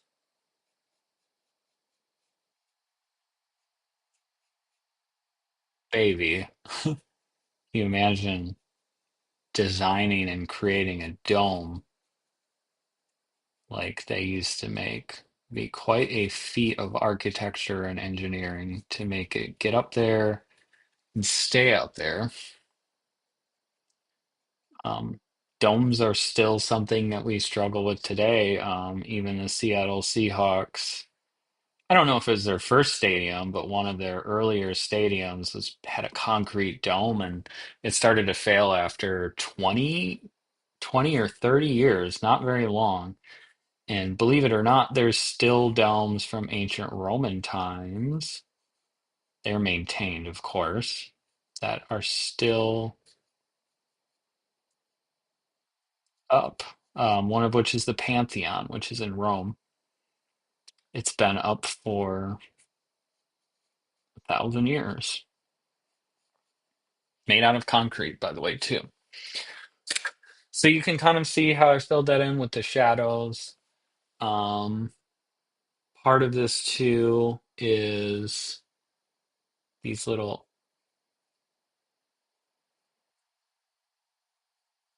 swoops that go underneath in between these layers.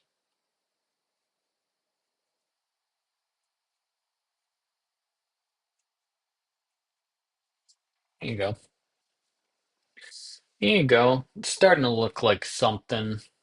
Okay, what should we work on next? You guys still following along? Seeing some people coming in and out and people leaving comments in the chat. I'm glad to see that everyone's engaged. Maybe say where you're from, how maybe say how your drawing's going. This is a little bit more difficult. I know that it said that it was simple in the description, but now that I'm doing it, there's actually some quite challenging parts to this that might not be great for beginners, but if you get the general shape going, it's actually quite a good lesson in perspective.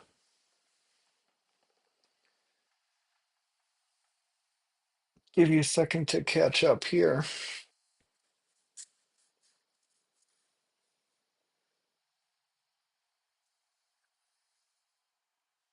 I think what we'll do next is we'll work on some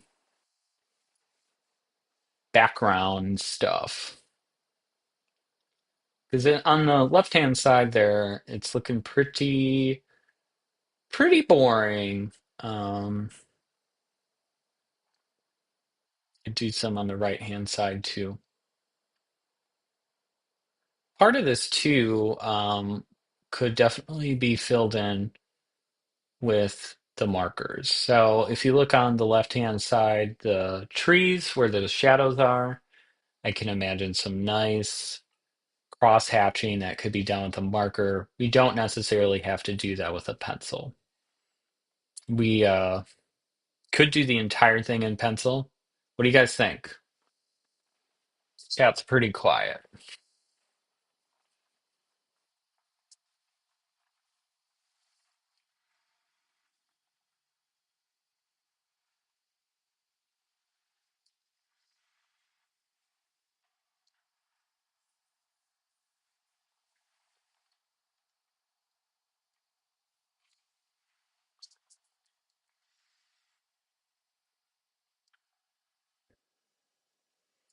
I don't know. I'm really liking how this looks so far in pencil. So maybe we'll just keep it at that. Um, the title of the video literally says drawing a simple building with pencils. So maybe we'll just stick with the pencils. I think that's a good idea.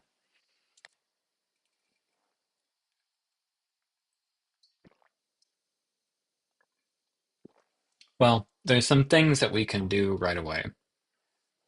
I'm going to go to my softest pencil, i.e. my darkest pencil, the 6B, and I'm going to fill in some things just straight up black.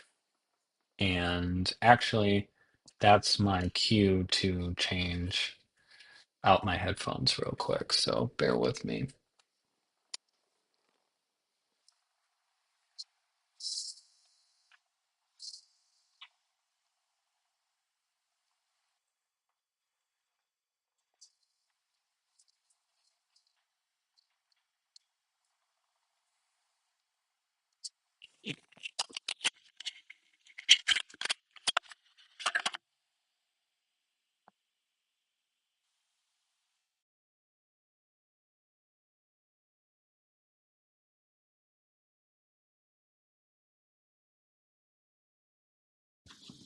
All right,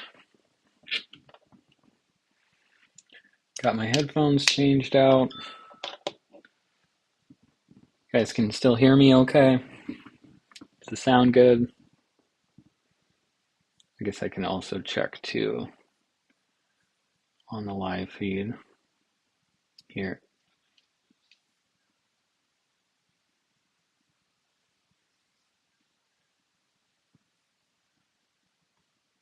All right.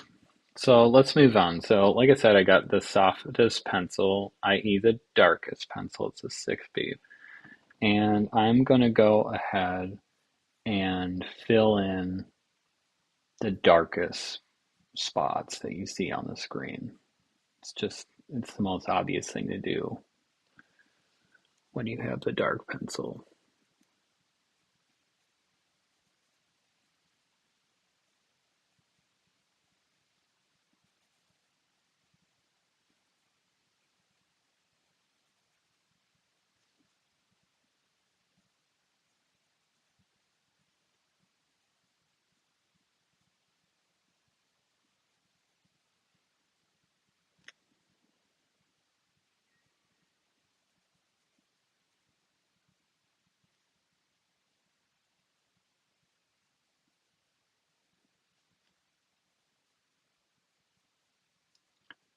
And likewise, too, we can just do all the darkest shadows as well. I think in a second here, though, I'm going to sharpen this pencil to a very fine point.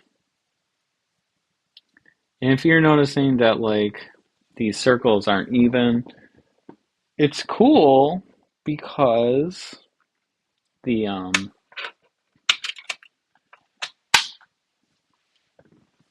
those circles are uneven.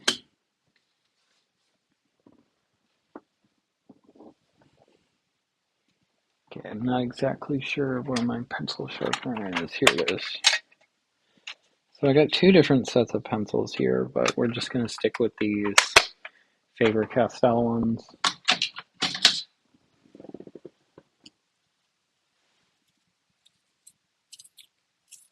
Just giving this a quick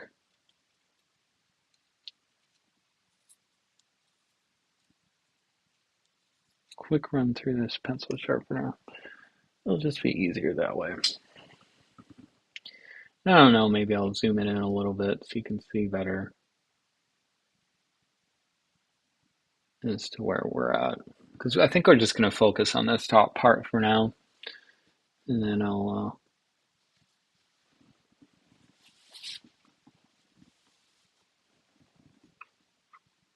okay. Now I'm always looking back at my source material though.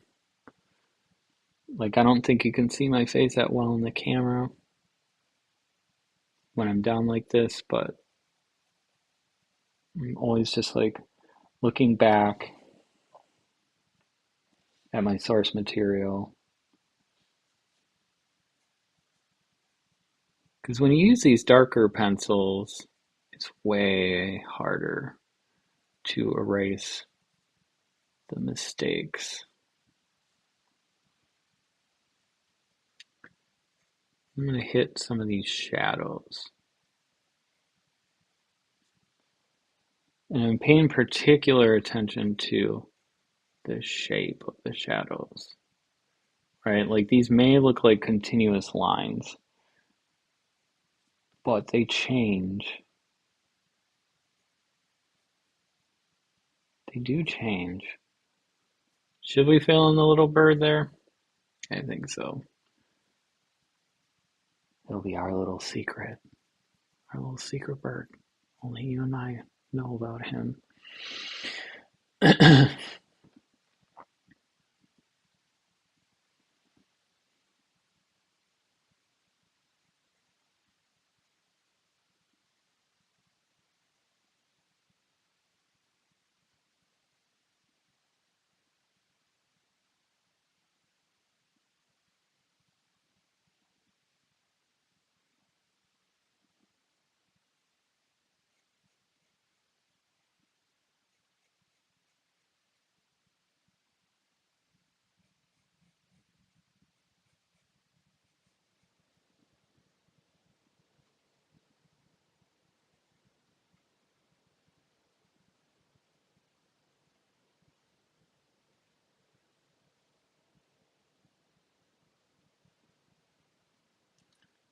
That brickwork on the top is very fine. I don't know if I'm quite achieving the look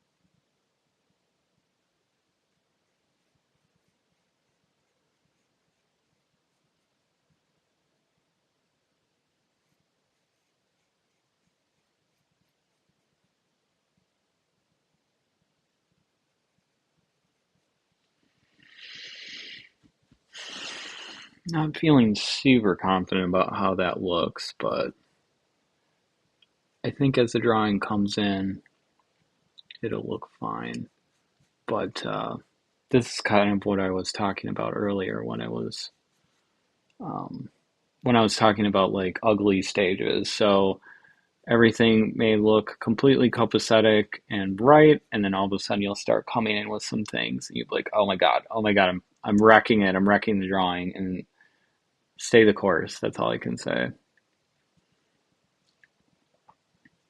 So I'm just kind of like filling in these areas that I see in the drawing that are like hard shadows. And I'm going a little bit lighter when they look a little bit lighter, but basically I'm trying to make this sort of stuff look like stone by hitting the hard shadows that you see when you look at like a stone building and then how soft, quickly soft like they can get.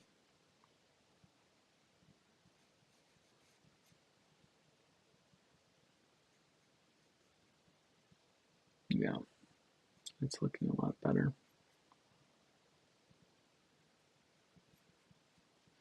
Other hard shadows too are right here.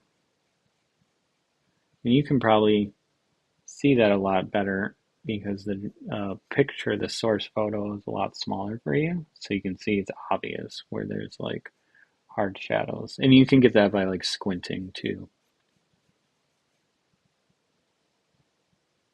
The other thing too is this little like surface that's on the inside of this archway. It's like gray. It's not the brightest white. Like most of the face of this building is getting a lot of hard light compared to what's going on inside of this little archway. So I'm just like lightly shading that in. Giving it the hard shadows where it needs it, like in this arch here. And then there's like another interior line that's hard too, but then I'm lightly filling in the rest of it. Just lightly filling in the rest of it.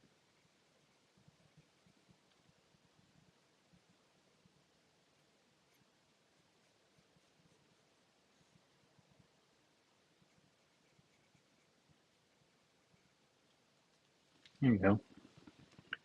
It's looking nice. Um, Maybe I'd like erase into that a little bit because there's just like this hard light stone that juts right in front of it. Let's see. So maybe I'll switch to like a medium softness. Let's use a B. B is kind of like the most middle that you can go. So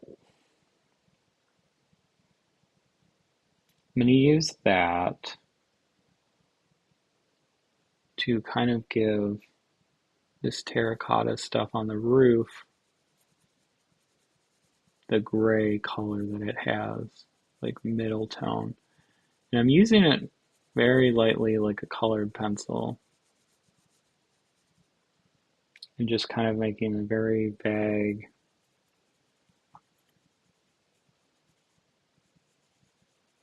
just lightly colored. Speaking of colored pencils too, I was watching a video quite a while ago, but what they did was they colored things in with these colored pencils, and then they took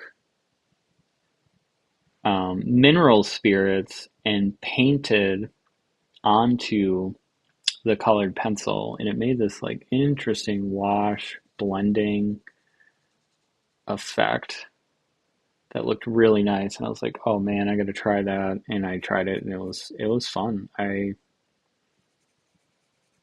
was weird. I've never seen somebody do that before. I didn't know that you could. But it really goes to show you, like, through experimentation, you can discover new things with the materials, even if you feel like you're super well versed in them. So there's like some really hard lines here too. And if you wanted to, you could use a straight edge to fill these in. I'm just going to use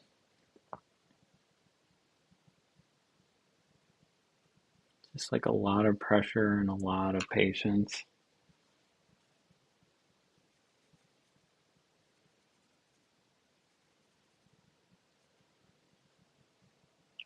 to kind of fill that in.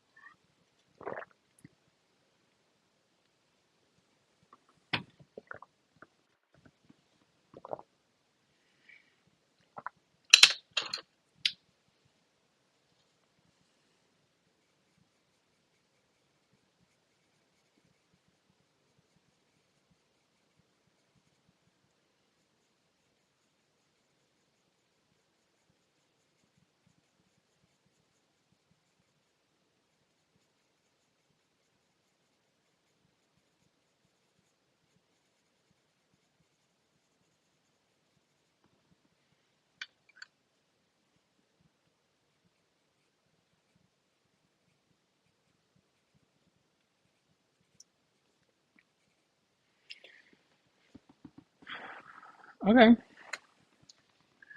well, it's looking good so far. I'm happy with how it's turning out. Um, I think the other thing that I want to focus on too is just like making the impression of some of these carvings. It's very light relief, very Greek,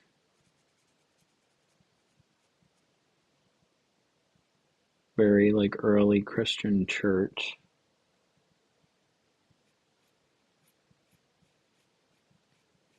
I'm wondering how I might achieve that. Could I just simply draw like little light lines to give the impression of those little carvings that you probably are having a really hard time seeing? Or do I just give like the impression of these carvings? I don't know. I'm liking what I'm doing here on the top. I can probably zoom in even more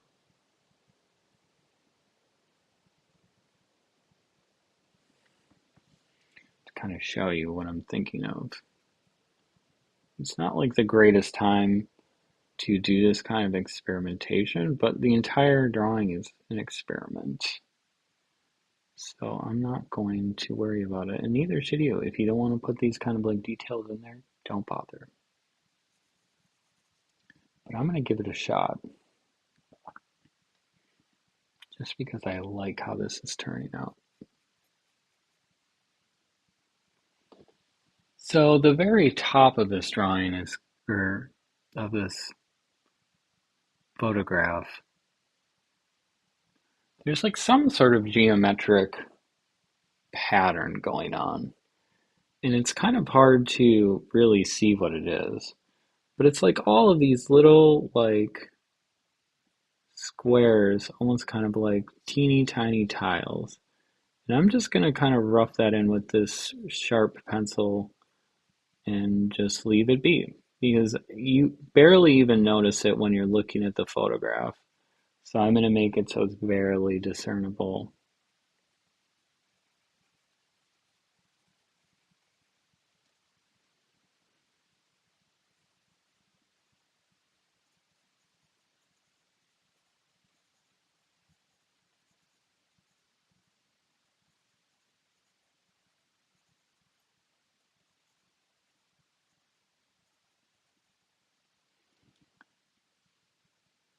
And then there's like this other little part here that comes down. It's sort of like a shadow, but part of it is also just carving. It's sort of like a Corinthian column, if you know what that is. Those weren't,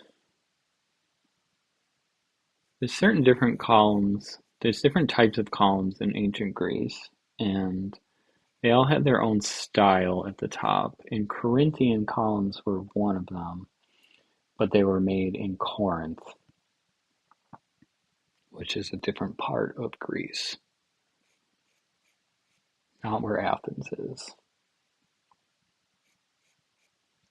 But the influence of those like different columns spread around the world, and you can even see it in modern forms of architecture around the world as well, especially in the United States. Most of like the buildings that were built when the government here was first created was inspired by Greco-Roman architecture, which was kind of the style, the famous style at the time. So if you look at like our Capitol building in Washington, D.C., or even the Capitol building in Wisconsin and Madison, they all borrow from ancient Greek architecture and Roman architecture. The Romans also were borrowing heavily from the Greek also. The stuff just kind of came and go out of style, and it probably could happen again one day.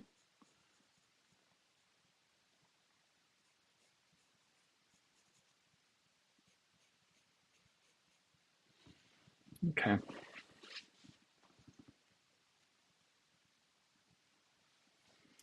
So the other side over here is in shadow. And there are some parts to it that are light, but most of it's in shadow or it's dark and stained.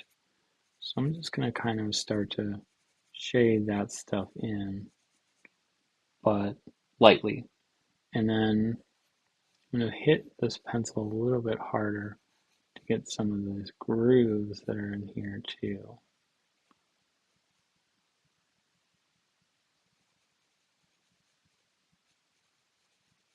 And there are some highlights in there, and I want to keep them.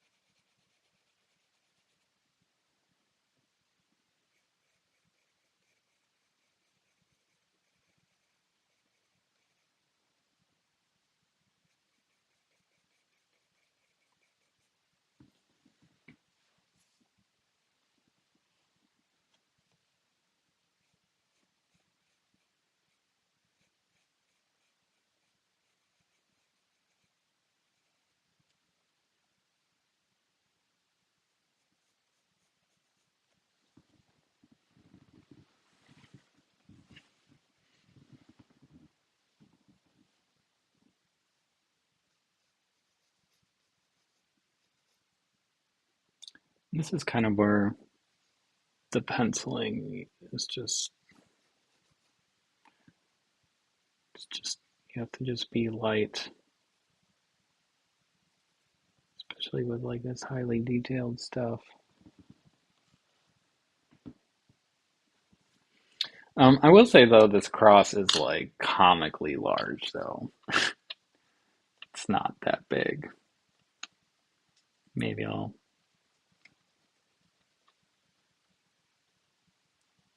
fix that. It's like half the size of a dome. That's not really the case.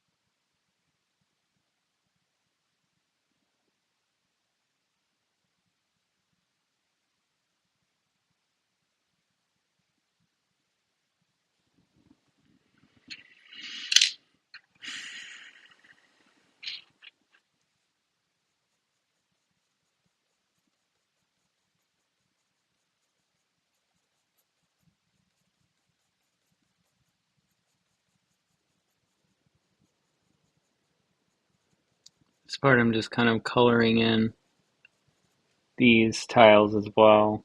Um,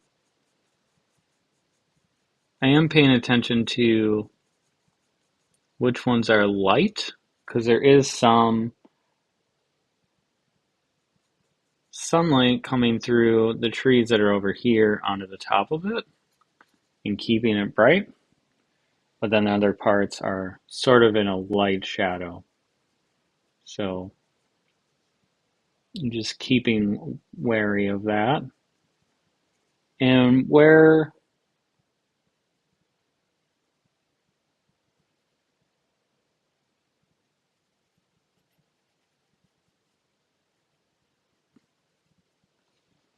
the hard shadows are as well, because there are hard shadows.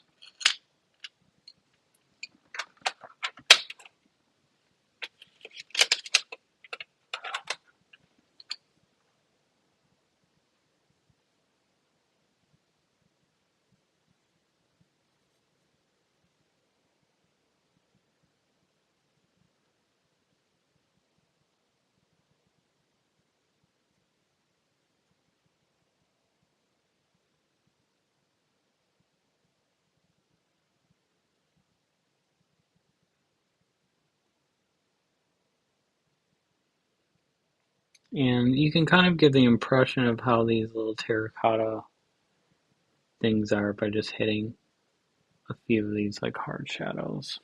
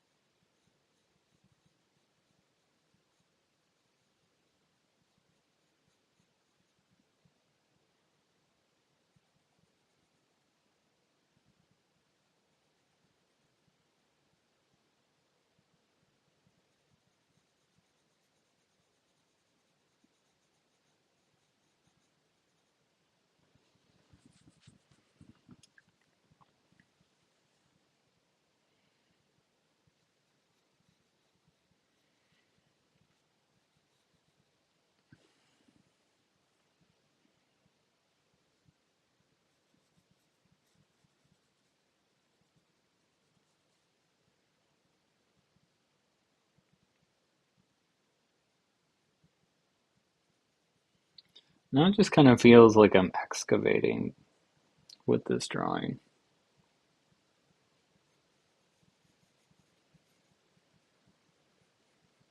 or like coloring with just different colored pencils, but it's all grayscale.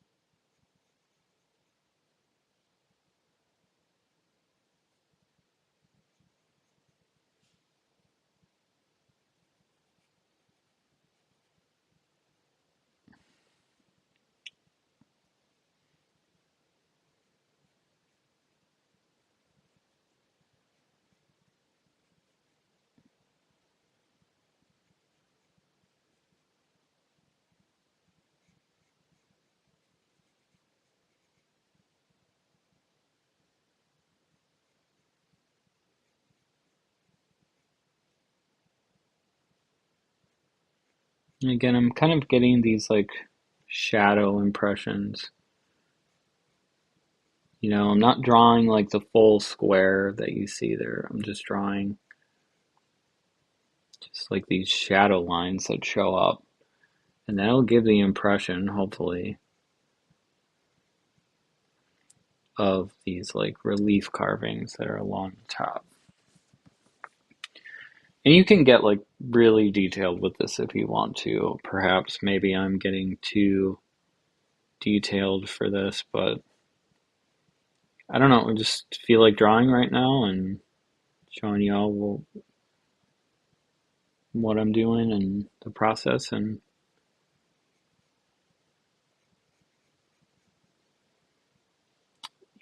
a lot of times when I make art, I can work on it for hours and hours and hours and sort of forget the passage of time.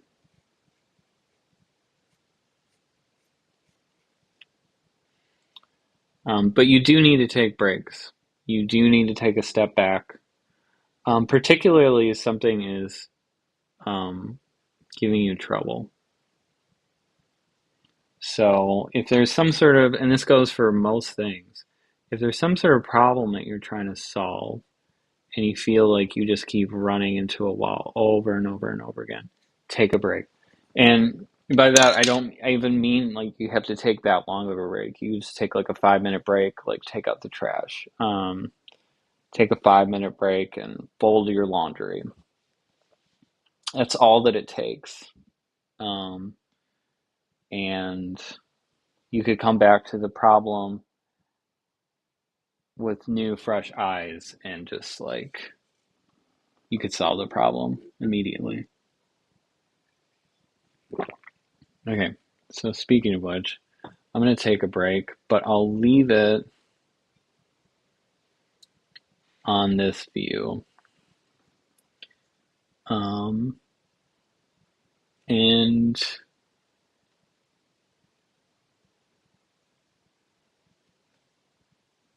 keep working on it. Keep filling it in. Maybe when I come back, we'll work on some of the background stuff. Take a break from this weird excavation I'm doing. Maybe we'll fill in more of the shadows and not get so hung up on little details like the roof and stuff. But we'll be back in a second. I promise. Thanks for drawing with me.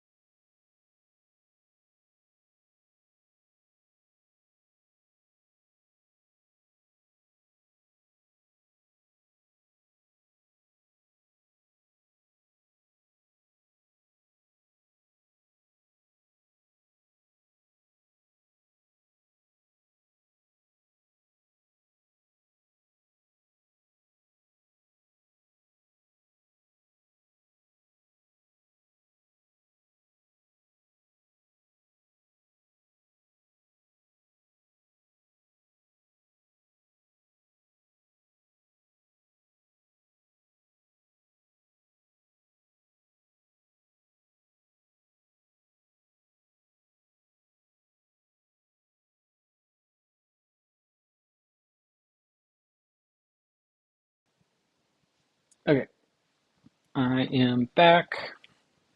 See what little breaks can give you. So,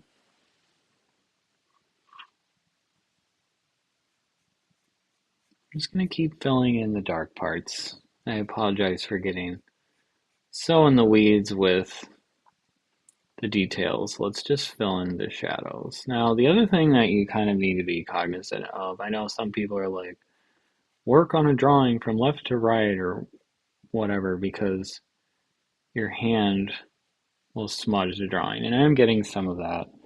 But honestly, just work on the drawing. Don't get too hung up on those sort of things. Um, Not everything you do is a masterpiece. Sometimes you just need to practice, and that is more important than getting things right or perfect every time. Because if you get hung up on that, you're going to oftentimes create less stuff, i.e., less practice. You don't want to get in the habit of focusing in on not practicing. You want to get in the habit of drawing a lot all the time.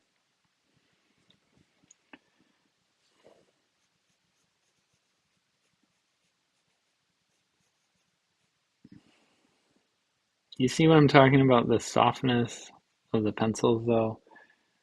It's just like so easy to make really black marks with a super soft pencil.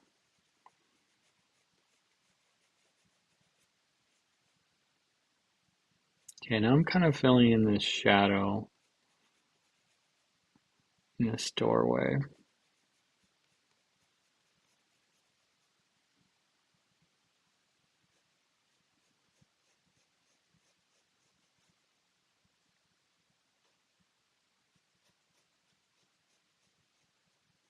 There's some dimensionality to the inside of this doorway too. It's not flush.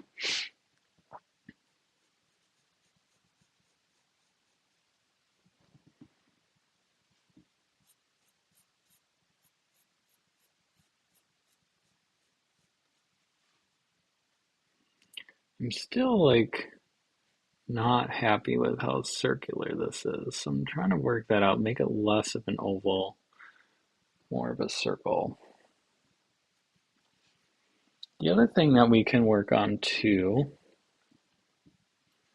and I'll use more of the medium pencil, is filling in some of the color of this tile work.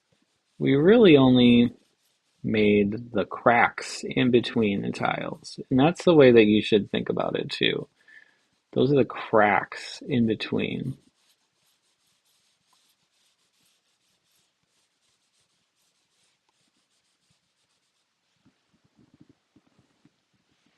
Sorry, not showing you what I'm working on.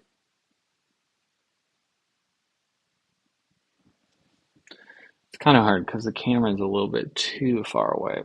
But, the cracks in between these stones are not even. They're not like a perfect grid. There's all kinds of cracks that have gone on. There's so many people that have walked over these over the years. There's rainfall. The corners of these got roughed up because they probably weren't originally for the ground.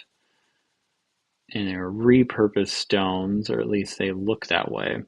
So what I'm going to do is go in with my medium softness pencil, and I might need to sharpen it a little bit soon. But I'm going to give this kind of like a roughed up look.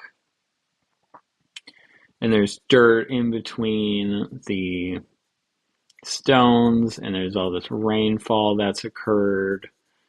And I'm sure plants have grown in there and died, and gum.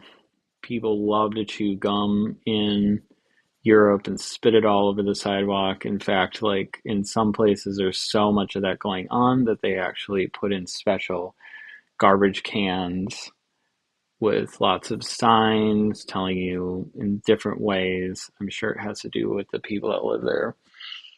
Um, that it's cool to throw your gum in the garbage. Don't mess up the sidewalk, so on and so forth. It is really gross though. Like if you've ever been outside of a bar or a club, there's usually lots of gum all over the ground. I always like to think of it as the bouncers though. Like I've never seen a bouncer of like a big club like not like chewing gum. Maybe not all the time, but I feel like a lot of it is just like stage hands from concert tours or like roadies and bouncers that like chew gum and spit it on the ground. I'm sure there's lots of people standing in line to get inside of a club. You get it. So that's how I'm making this rough. Those are the darkest shadows in between those cracks. Look.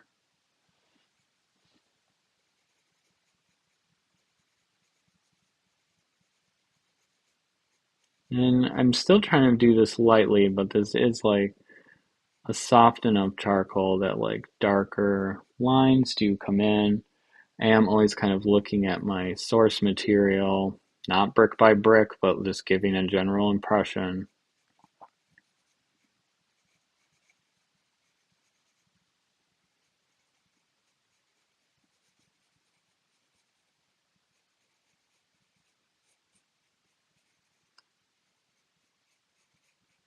The other thing too is we need to kind of talk about how we're going to finish like the edges of this. Here, I'll zoom out so you can see. How are we going to finish the edges? Are we going to slowly fade this out? Do we leave some of like our line work of like how we made it remain? So that's kind of like an interesting effect. That's up to you. I'm not sure how I'm going to do this, but I always tend to leave things pretty rough whenever I do anything. It is a drawing after all, and it's important to me that we delineate like this is an art form. There's people that do pencil drawings where they get like hyper realism, and I think that's really cool and hard to do and an amazing skill, but also at the same time, it just doesn't have soul to it. It doesn't have um,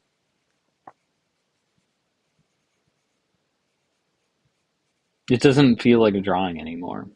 And there is this photography, like you could just take photographs then, but it just kind of becomes about ego. Like, look at how good I am at this. Look at how realistic I can make things look. And at the end of the day, I think it says more about yourself when you can just draw things for the love of it. You can make things look fun. You're not letting ego get in the way of what you're ultimately trying to do, and that is to give it expression. There's many ways to think about it, though. I'm not saying what they're thinking is wrong, and I'm not saying what I think is right. This is just all about taste. It's all about how you play the game, right? Like there's many different ways to play the same instrument, and there's been many different types of music, and so on and so forth because of this experimentation. I just find it extremely limiting to try and make things look exactly the way that they are all the time.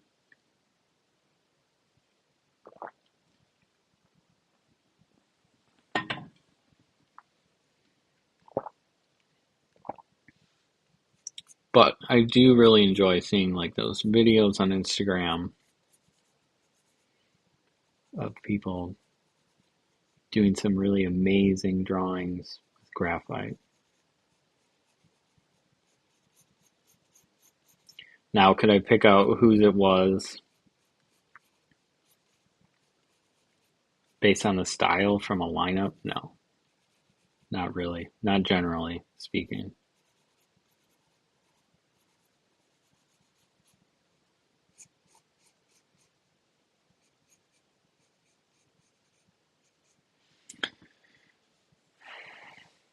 So, I could get really like rough and come out.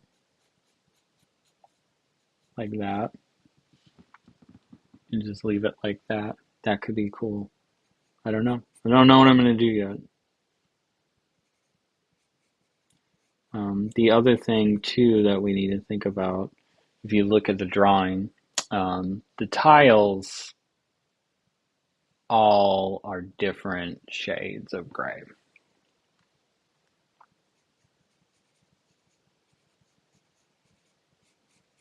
So even though the cracks kind of seem uniform in darkness, the tiles themselves all have different shades of gray to them.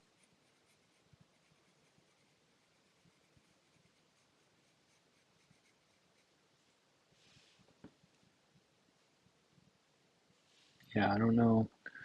Not exactly sure how I'm going to finish the edge off to make it look nice. Like that.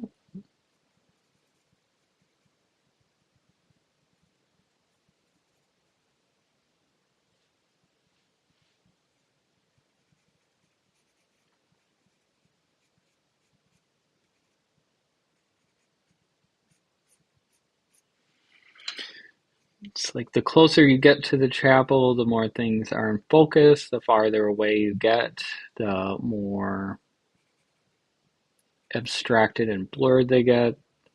Kind of like your peripheral vision. Like your peripheral vision is never, it's blurry.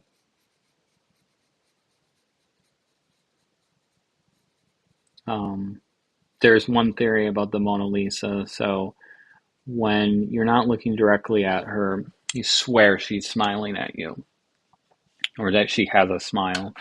But then when you look directly at it, she's not smiling. And that's kind of like the mystery behind it. But there is one theory that it's like, well, that's just peripheral vision. So he painted it so that when you look in your periphery, you can kind of see like there's a smile, so faint impression of it from the shadows. And then when you look, the shadows are less dominant because there's so much other detail. Okay, so I'm going to take a break from the tiles. And as I promised, we can work more on the background.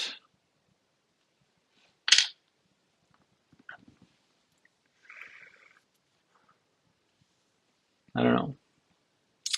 Boy, I sure would like to have some better lights going on here, but someday. Someday I will. Do not worry.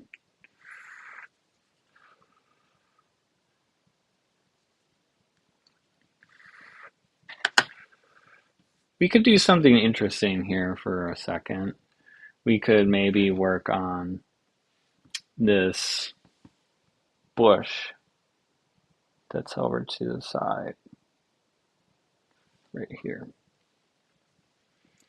And what we could do is take the softest, which is a 6B, softest pencil. We could kind of make like these curly Q marks. And there's some really dark parts to this bush, particularly near the bottom. And the harder you press with the softer pencil, the darker the lines get. And you can even get really sketchy with this part too. Like you could color it in more like a colored pencil. And I think I'll do that for this bottom shadow because boy is it dark and it sort of just looks like that. But then see, when you get back up here, you can then get more sketchy, create the impression of foliage. The other thing that I keep doing is I keep squinting my eyes and getting the general kind of shape of the shadows, like the darkest shadows.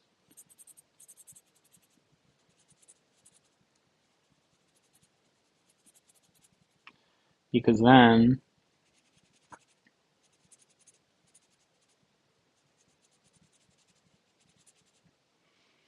we can come back in with lighter pencils and do the rest of the foliage in a similar fashion. So like find like a medium gray, fill that in, and so on and so forth until we get to a point where it's looking very bush-like. Do some of the hard lines that were over here that I saw. Even this bush over here, there's some very hard lines, and that could help us better define like this crisp edge of the building. So I could go like this,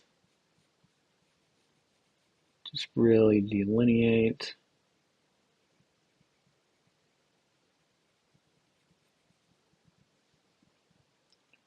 Now go like this.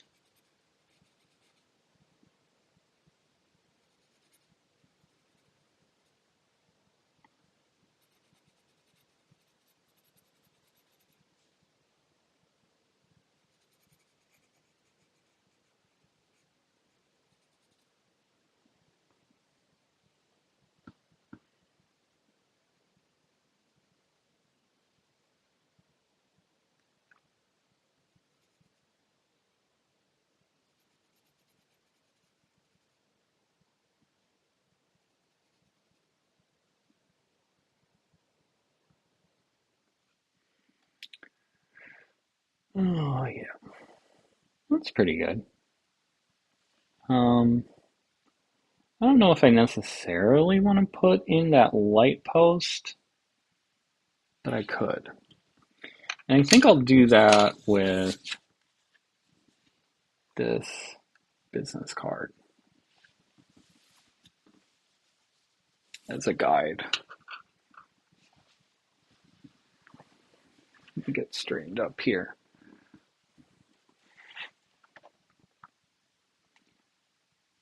So, kind of just starts here and it stops there.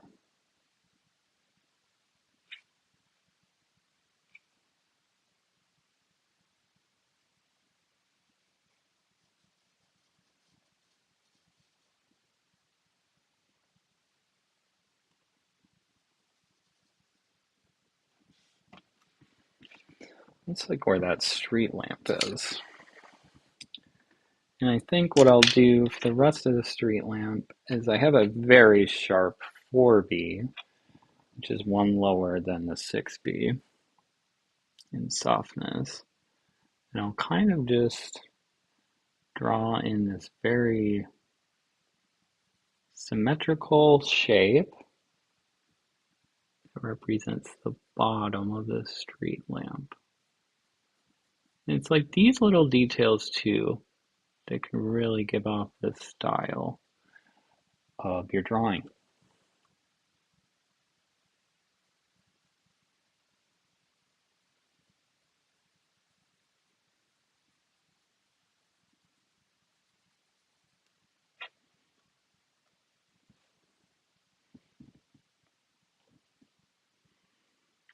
Very skinny little lamp post.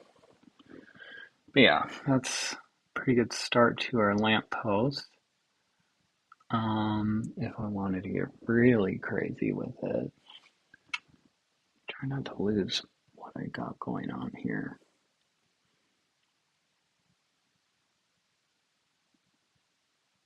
It's a little too high,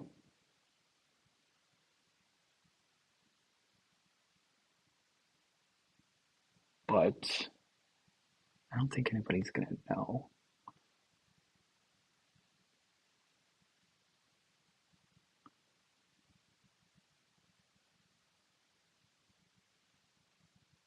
I don't think anybody's gonna notice.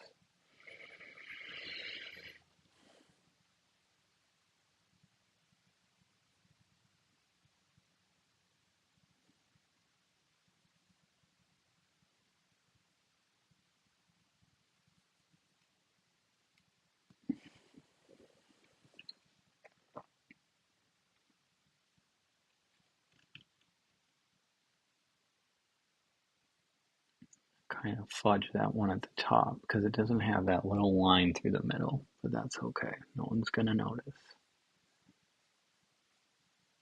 It's all about impressions. If you haven't gathered that already. The more you draw, the more you'll realize that.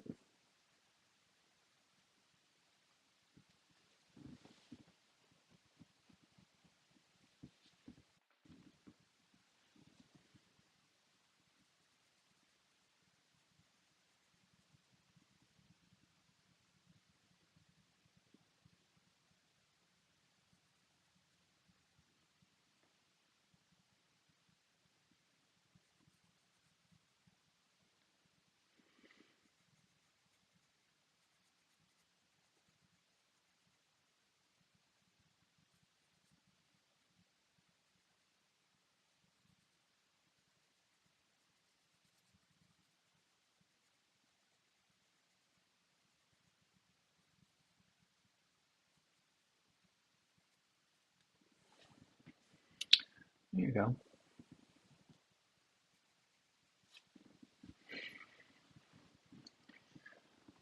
The other thing that we can do too is there's like a super hard line right below that.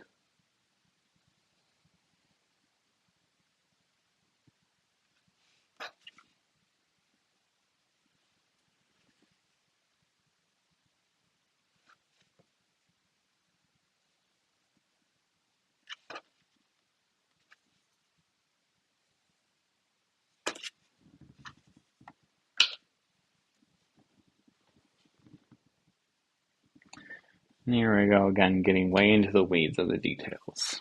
Now, with the foliage, so I went in with some really soft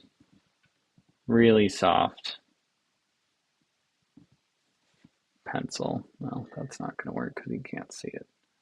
So you can see how dark it is. But then I can take a much harder graphite and then fill in these softer details or lighter gray details in much the same way.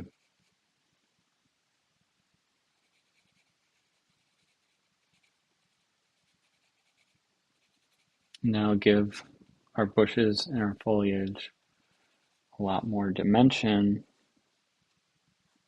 than before.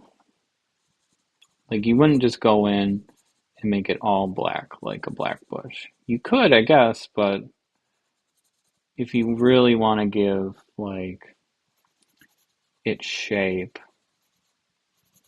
going with a few different colors of gray, try lighter and softer pressure when you're drawing it.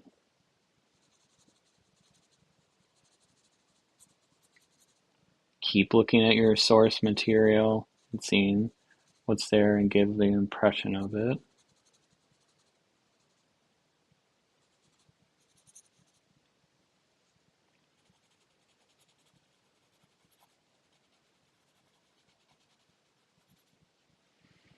And your bushes will have more shape.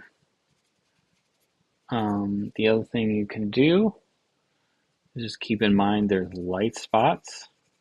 So the way that you could achieve the lighter spots is to leave white. Leave white on the page. That's the way that you achieve that.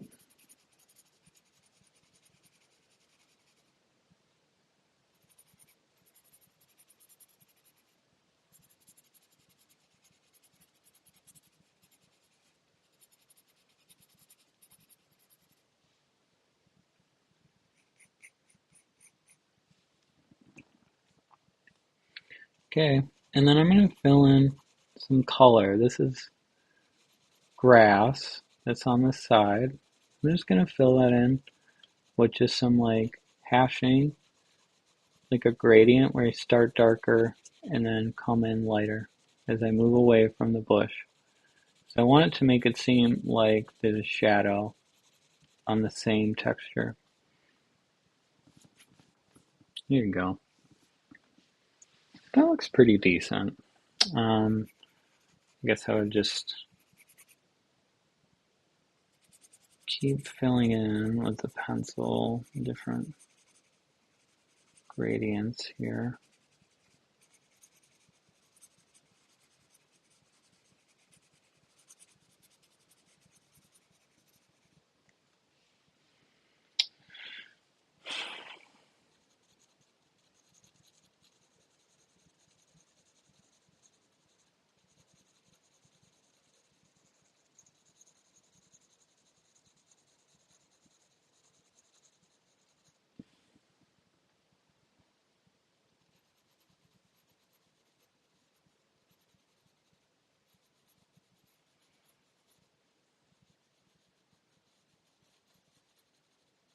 Okay, so that's looking more and more like what I see in the photograph. I guess the other thing we can try and do, and it seems a little boring, but we can just keep working on it.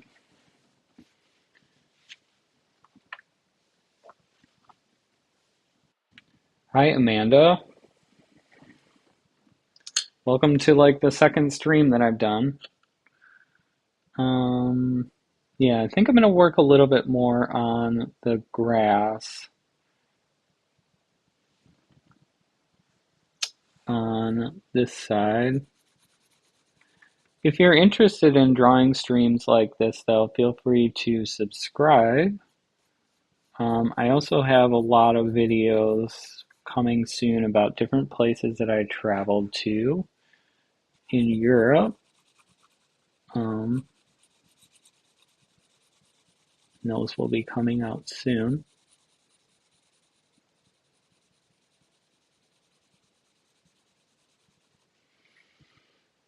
Just consistently having more and more videos as I film things and edit things. But now that I've had a little more free time and I'm not like traveling so much, I can sit down and do more live streams where I'm showing you how to draw or how to paint.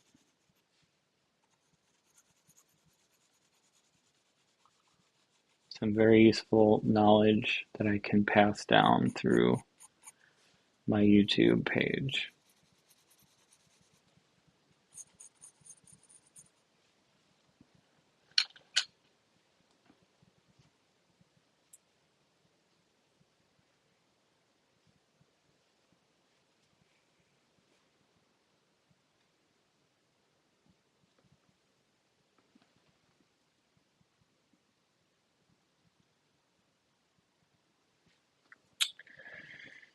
I think, though, my next step, it could be either to color those tiles on the ground, or it could be to do more shading and things like that to kind of fill in the drawing more.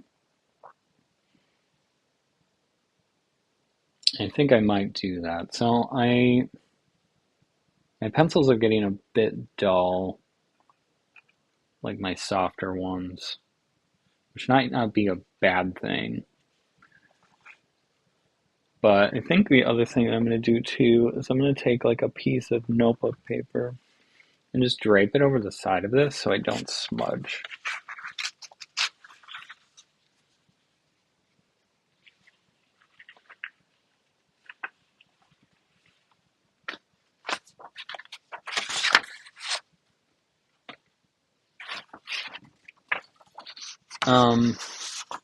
No hable español. Mi español está. Mi español es muy pequeño.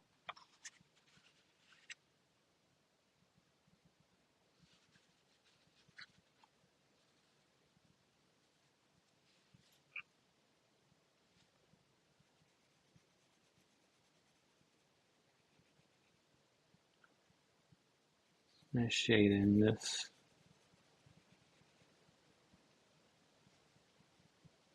And again, I'm like squinting and looking at the darkest darks in that foliage and filling that in. And it's all kind of estimate. There's no way that you could ever really get so granular with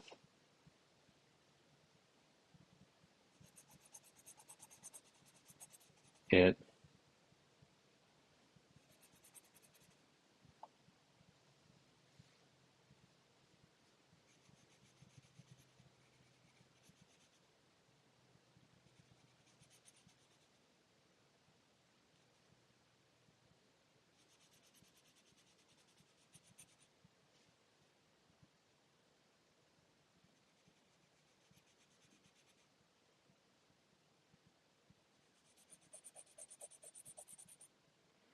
I'm using barely any pressure to draw any this shadows in the foliage. It's kind of like a pine tree. So I'm kind of just using up and down lines to delineate that.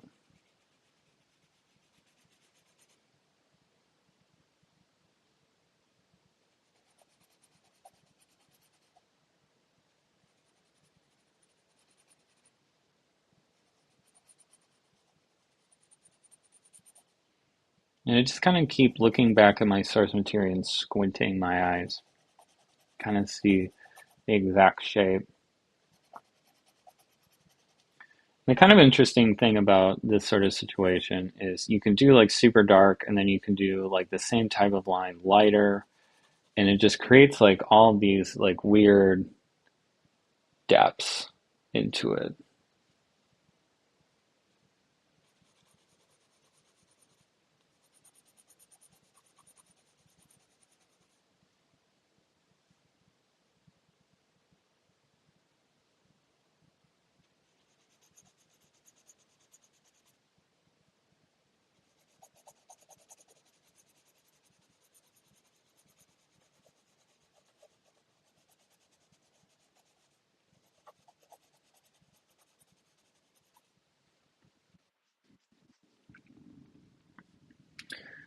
And you can see like this whole part is in shadow, but then in the source material up here, it's much, much lighter.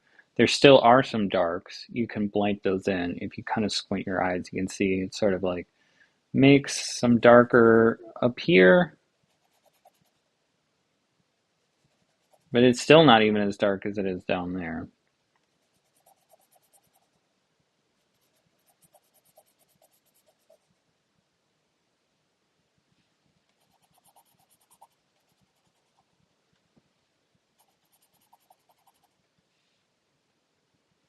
But that's how you get foliage basically.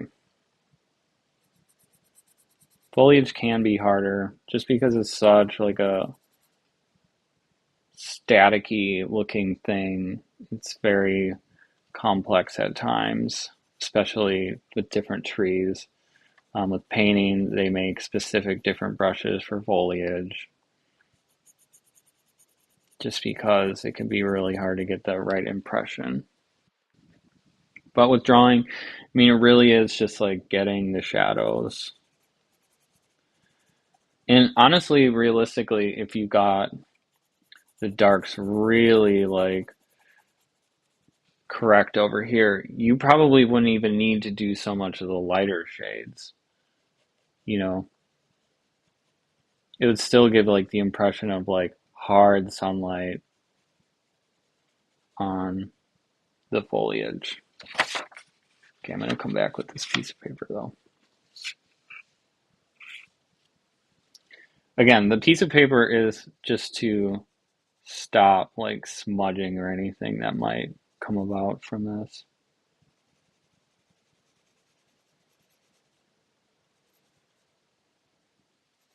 I don't always do that, but these pencils are pretty smudgy. I do like these pencils, but they have a tendency to rub. You didn't really move that much. I don't see a lot on like my hand or anything, but yeah.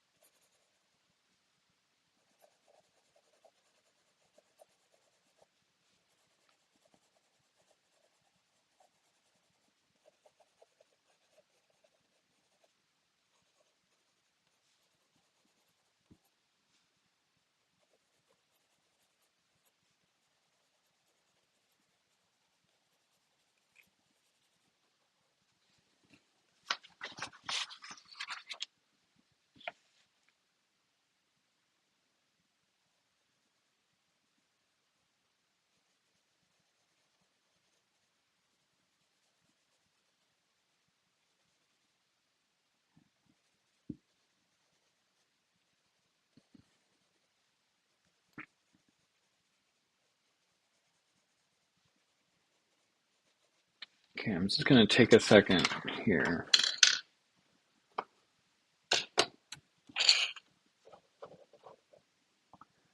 I don't know.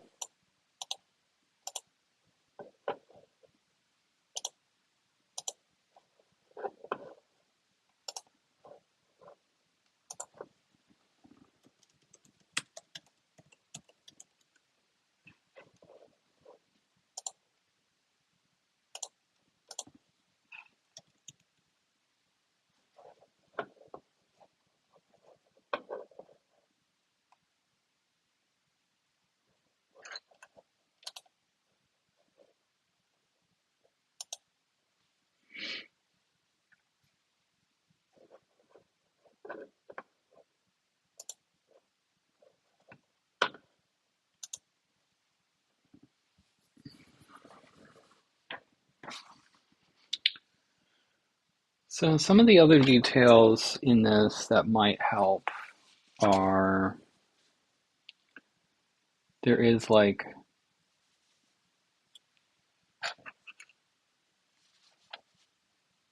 a line that goes here, and the tree.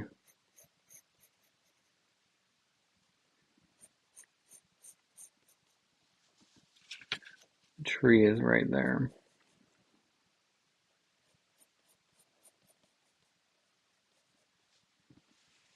And then there's like hedge work.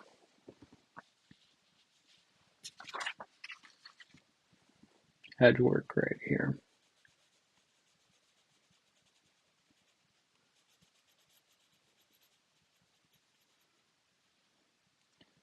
Much like what's over, like over here.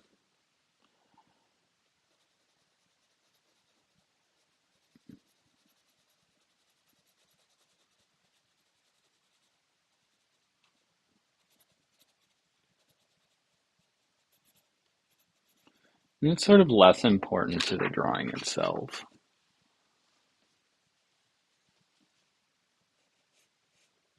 Because again, it's all in the background. Like what matters the most is what's in the foreground.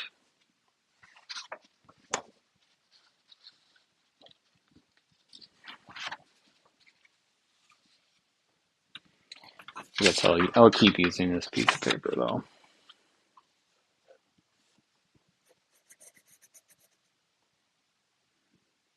Trying to draw these little details that I see in the background that you can't really tell what they are, but they are just really dark.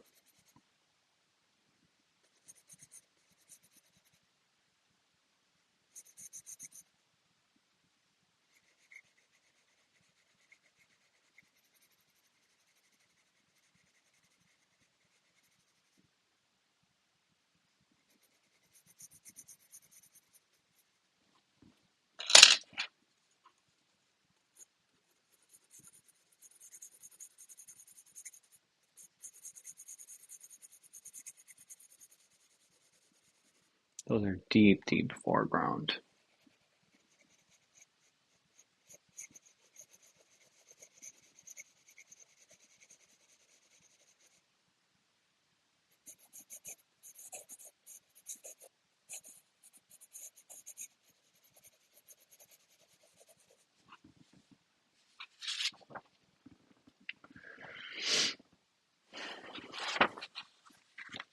Okay.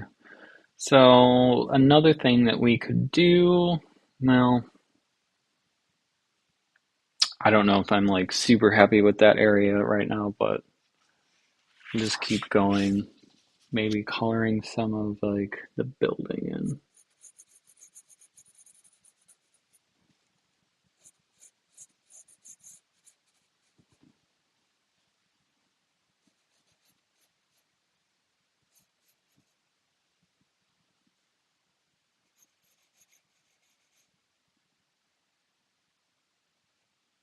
There are some like hard shadows that I haven't really filled in on this building.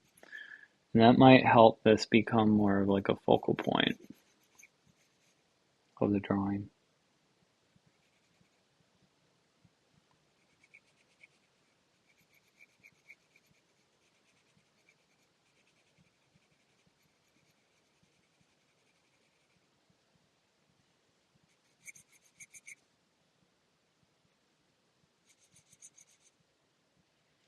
And really at this point, now that I've gotten all of the shapes blocked in, I'm essentially just like coloring everything. That's what it really feels like when I go through this process. And you kind of just going into a completely different mode. Like I'm just looking for the hardest shadows, what they're shaped like, and filling them in one by one. Like I'm excavating something really delicate.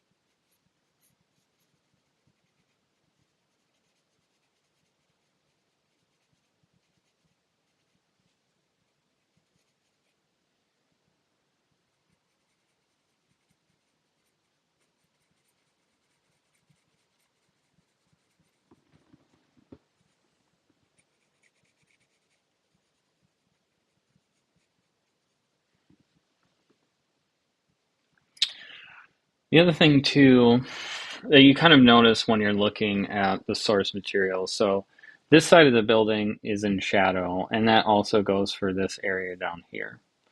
So I'm going to kind of just lightly fill in that with the 2B.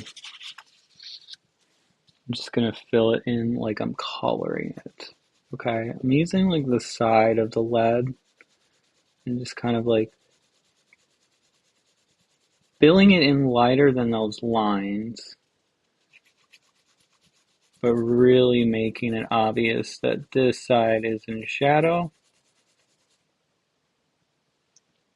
and this area is not.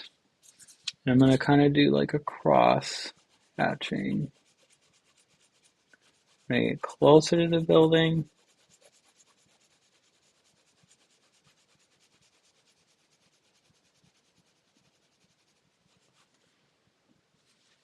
It's more in shadow.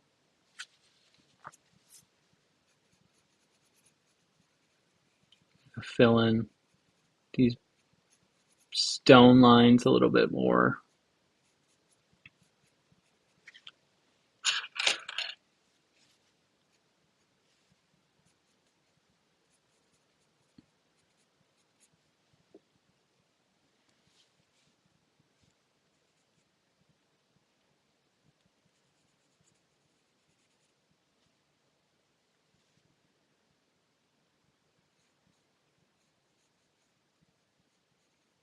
It's kind of like a little archway thing over here that I never really fully like addressed either.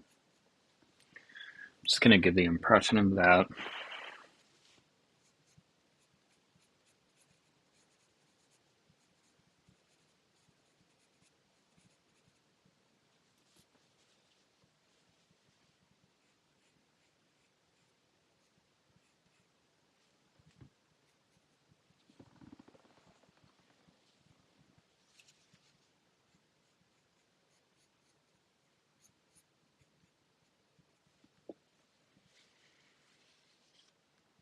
Okay, and then again, I'm going to lightly color this area in to give it the appearance that it's in shadow. And you'll see the other side will appear a lot lighter.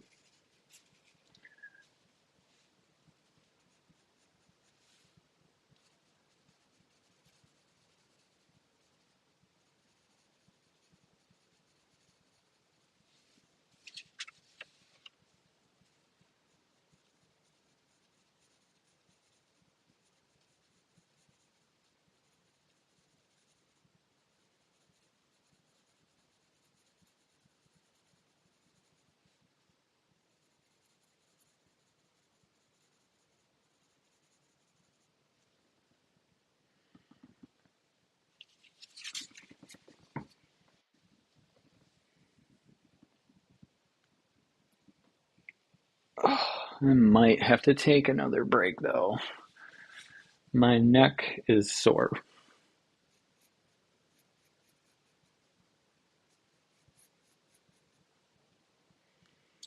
All this detail kind of work this far forward is not ideally how I'd like to draw. I do usually get like kind of like right on top of the drawing when I draw, but for the purposes of this tutorial, that's not exactly like ideal.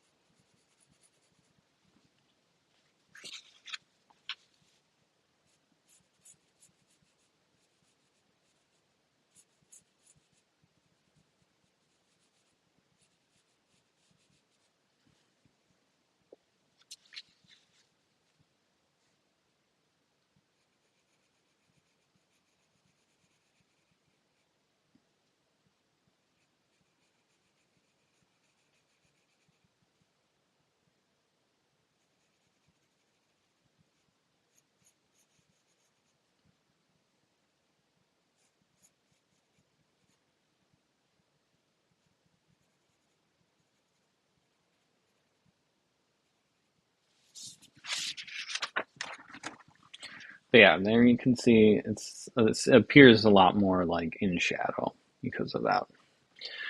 All right, I'm going to take a break. My back, my neck, my everything is hurting, but I'm going to leave that up on the screen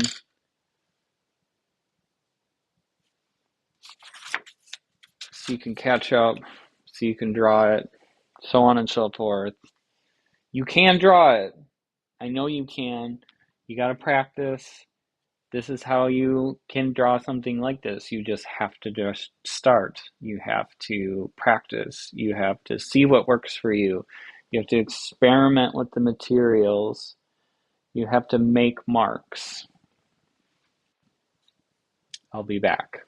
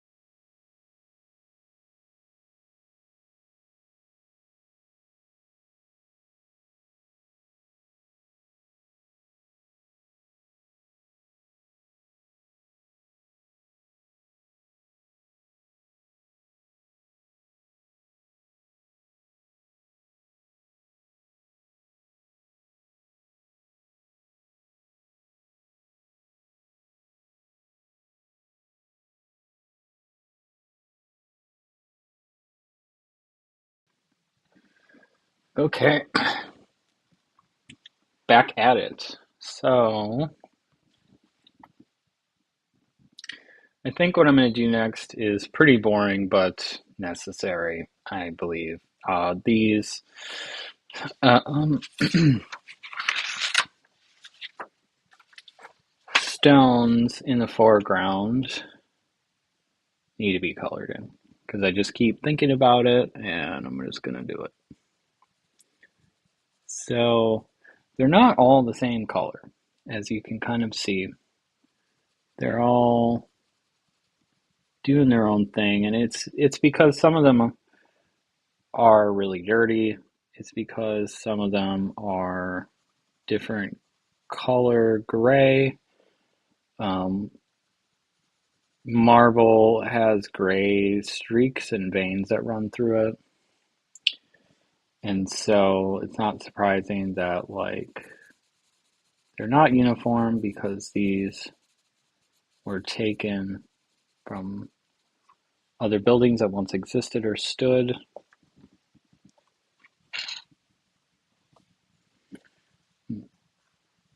And if you would have picked marble out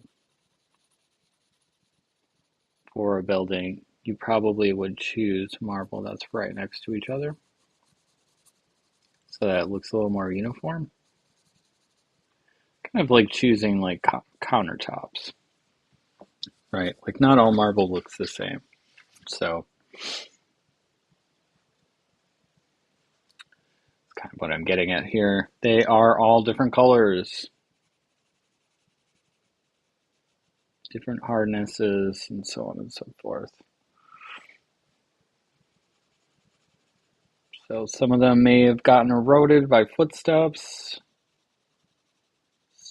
Some may have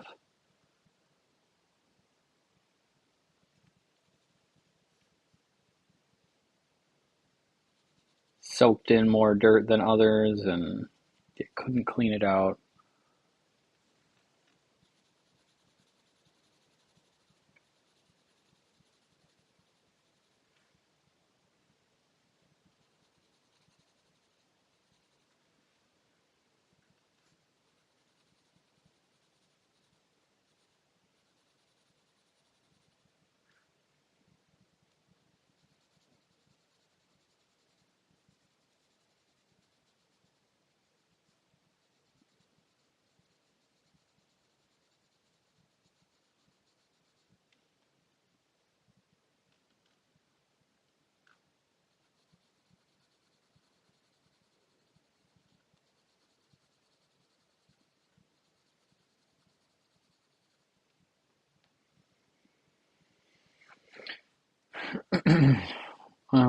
This is the softest pencil though, or the hardest. I'm really sorry. I'm gonna keep messing that up. But um,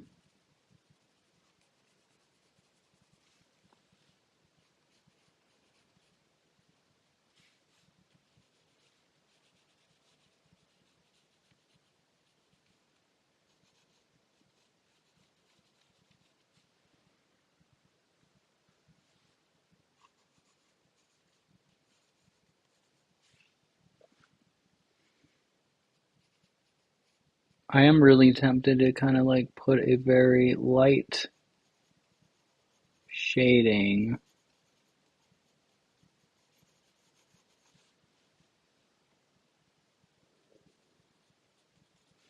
over this tile, but I'm like afraid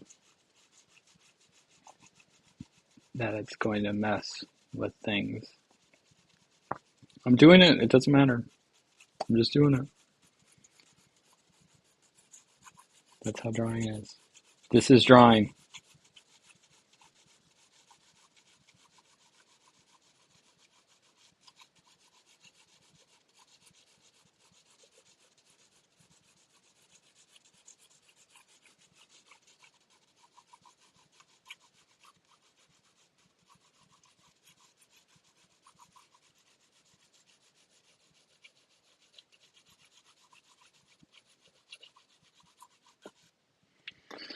That's what happens in drawing.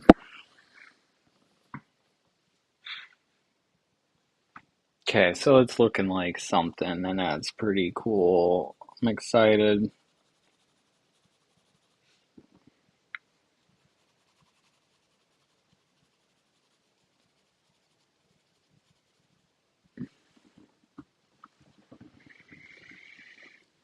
All right. I kind of want to work on the door now. The door is interesting. So there's all of these square and diamond kind of cuts going on in the door. And I kind of can do the same thing that I did up here, where um,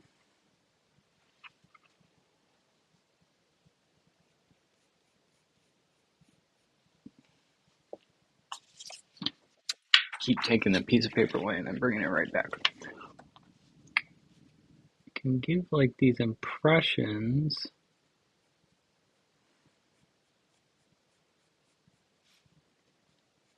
of the shadows.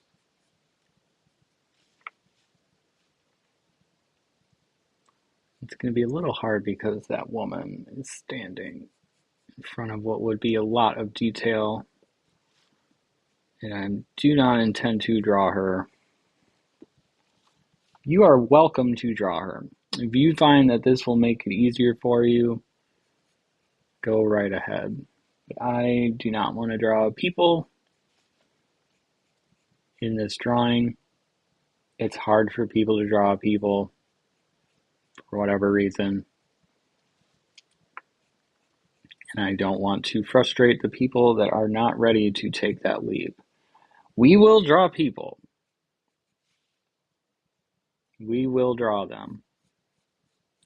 And hey, I might even mess up and have to start over for the sake of this, for these demonstrations, which would be interesting to see, right? Too often in these type of shows, if you can call this a show, but like drawing demonstrations, the person doesn't mess up, right? But that's not true.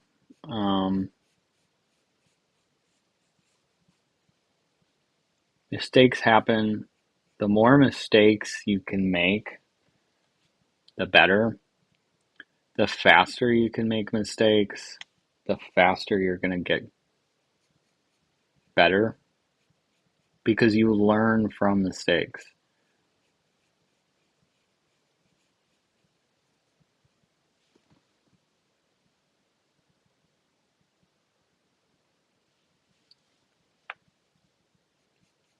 Everything that you've learned in your life, reading, writing, math, the job that you do, how to drive a car, you learned how through many, many mistakes. Think about it. Mistakes will happen. As much as Western society encourages you not to make mistakes, it's actually really counterintuitive to how to learn a skill. And that's really what I mean when I say just put down marks.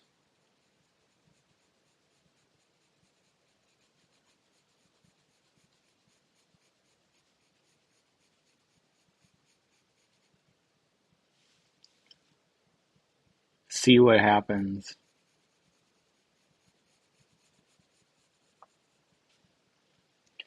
In fact, I think that might be what's going to happen with this door. I think I'm going to make a mistake with the door, but we'll see.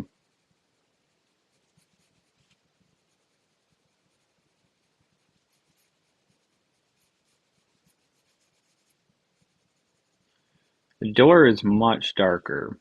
The door is like a close to black.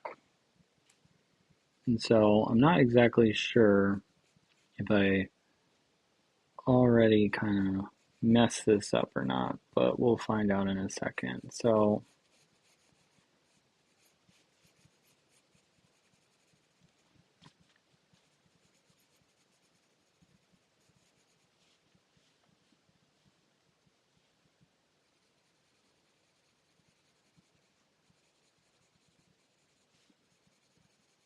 If I can still get like the right impression that I'm going for here.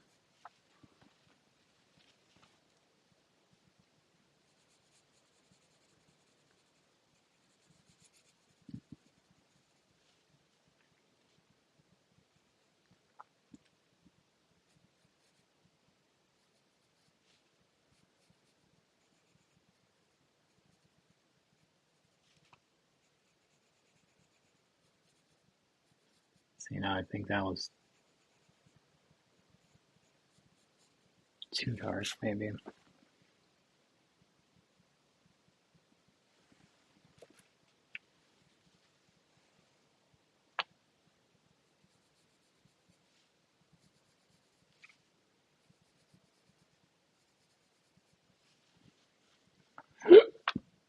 Excuse me.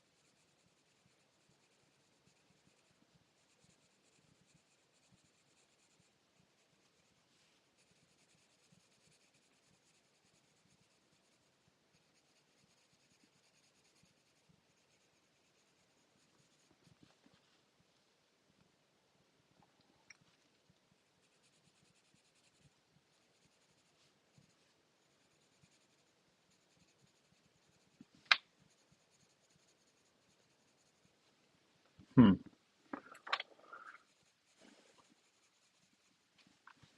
Hmm. I don't know if I'm super happy with that, but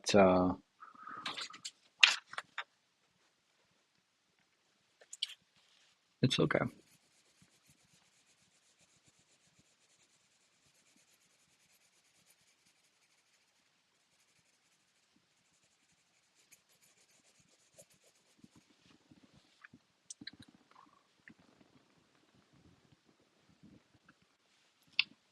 So, one thing that we could work on next is maybe the relief that's above the doorway,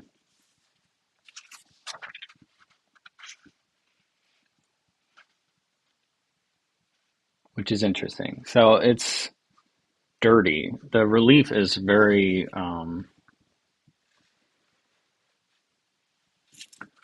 worn with time, let's just say.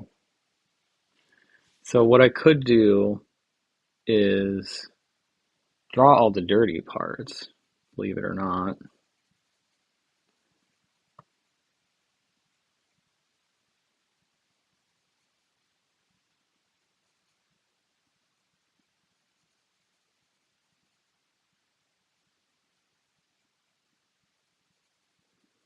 There's like a Spanish looking cross in the middle.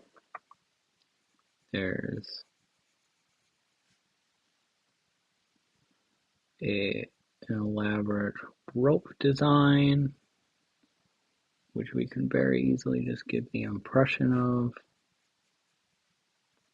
rather than draw this complex rope.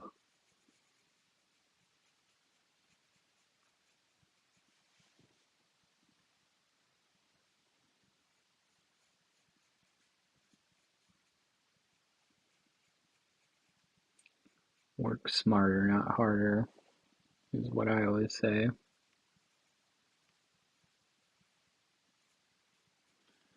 You can give the appearance of complexity.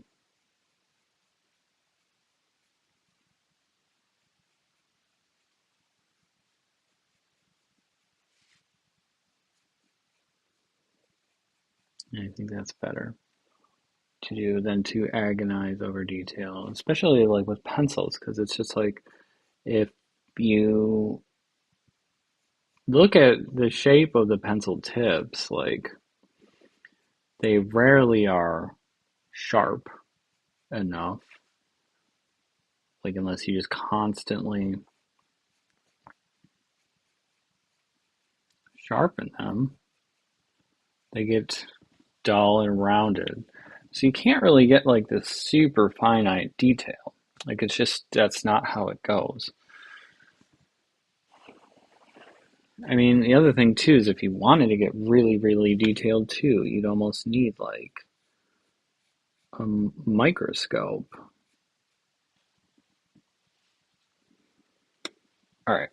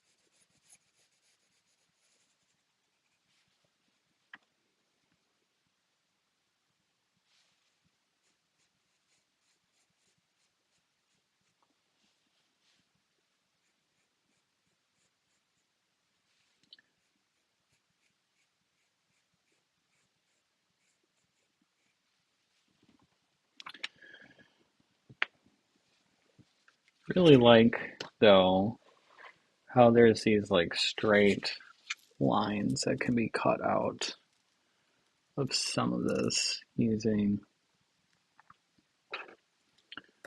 this very sharp pencil though.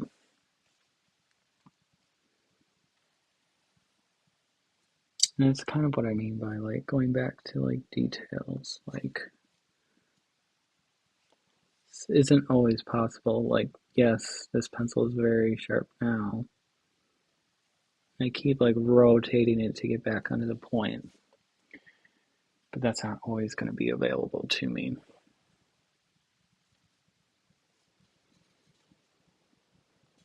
Because every time I make a hard mark, I'm like making a rounded edge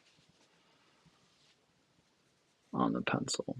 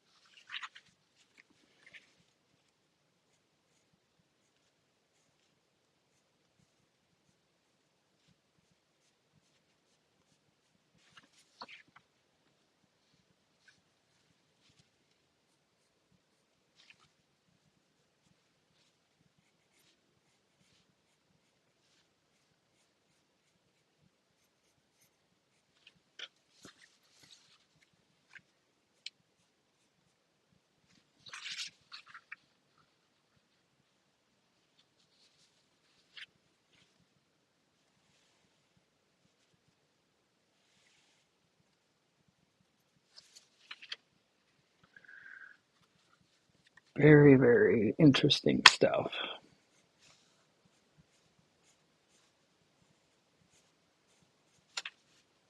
So what I'm doing is there's like these fine lines that I kind of struggle with this drawing because like everything is so rough and tumble, but then all of a sudden there's these very, very, very hard black straight lines that are kind of crumbly. And kind of the only way that I've been able to replicate that in this drawing is with just like the softest pencil and then just like a piece of paper. It's like a straight edge. So give it a shot. I'm definitely getting like these hard lines that I was looking for now, finally. But there are also a lot of them, and keeping track of the ones that I did is a bit difficult, but I'm just getting there. This drawing is absolutely getting there, and I'm liking it. I'm loving what I'm seeing here. And that's kind of what I was getting at earlier. If you can just keep working it, even though it feels like maybe it's going through an ugly phase, it'll come out. It'll come out eventually. You just can't give up on it or yourself.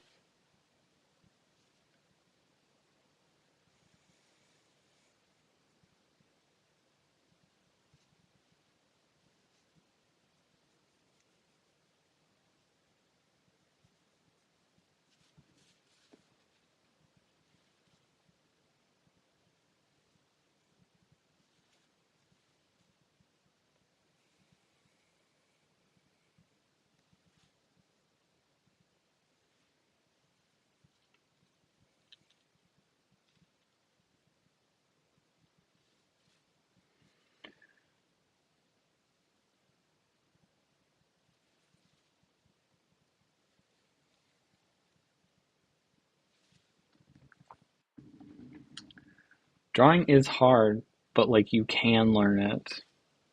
Um, it's weird. I used to hear it all the time when I was younger, and I had no idea that I would hear it when I was older. But people, even when you're older, will say things like, I can't draw. I can't draw. It's like, you can learn. No one is naturally talented at this.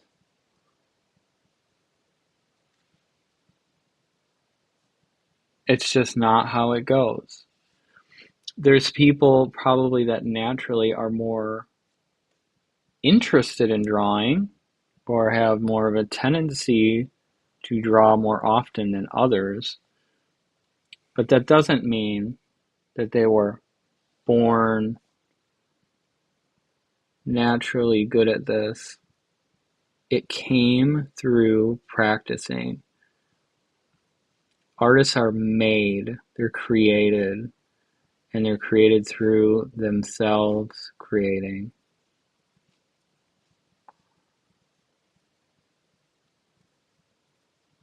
They learn tricks, tips, techniques. They develop their own techniques. They take tips, tricks, and techniques from other people.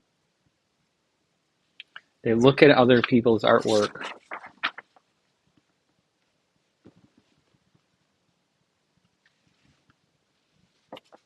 They consistently look at their own artwork to see how they can be better. They have discussions with other people about how to make better art.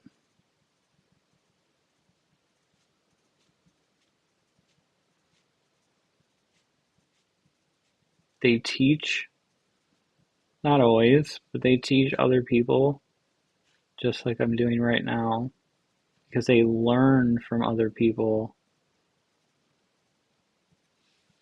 at some other point.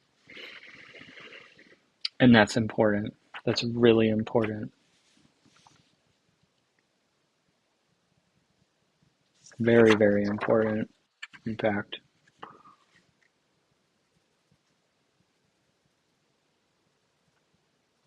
So I'm just getting into the weeds now of like these little details that I can see in the photographs. And I'm really using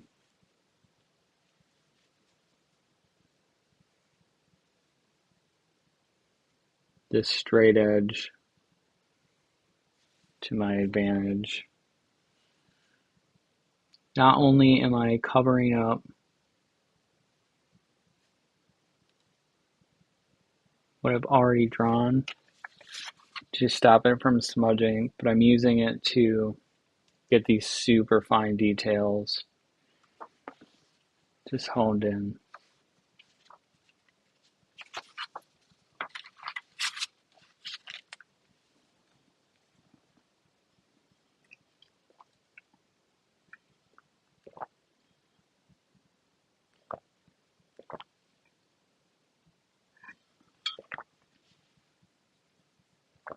And there are quite a bit of them. As crumbly as this building is, there's a lot of intricacy in the way that it's carved or how other people in the past carved it. And then they just reused it.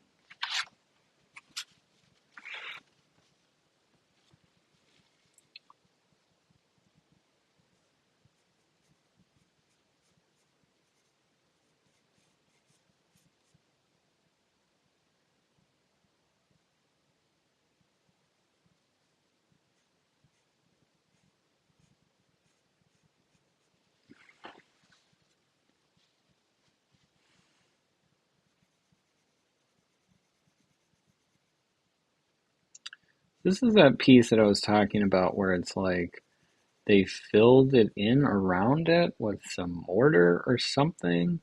It's just like this really old stone that's had pieces broken off of it, but it has some significance to the relief carving that's in front of it. And I'm just going to kind of give the impression of that. I mean, I can barely see what it looks like, except for its shadows.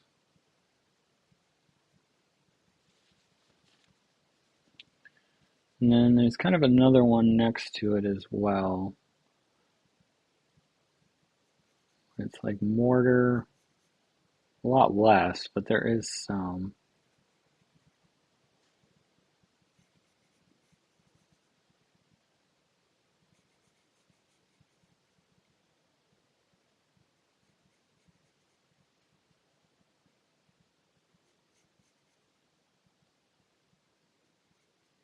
And there's just like this really faint carving. Each one of them seems really important. I think this one is like a Rosicrucian cross, which don't ask me what that is, but I recognize the shape. I think there's some sort of sect of Christianity or a secret society of some kind. I know that Sir Isaac Newton was a part of it, I think, but as you'll probably hear me say a lot on this channel, do not quote me on any of the accuracy of this. Is just stuff that just floating around in my head, and I don't know necessarily recall all of the details correctly. It's a drawing channel, not a history channel, although some topics or themes may arise, I guess.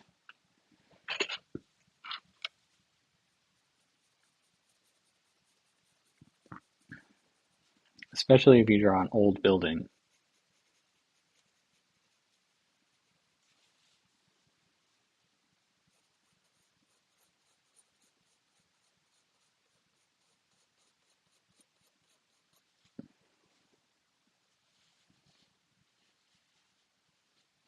So on the other side there, though, there's some very, very dark lines.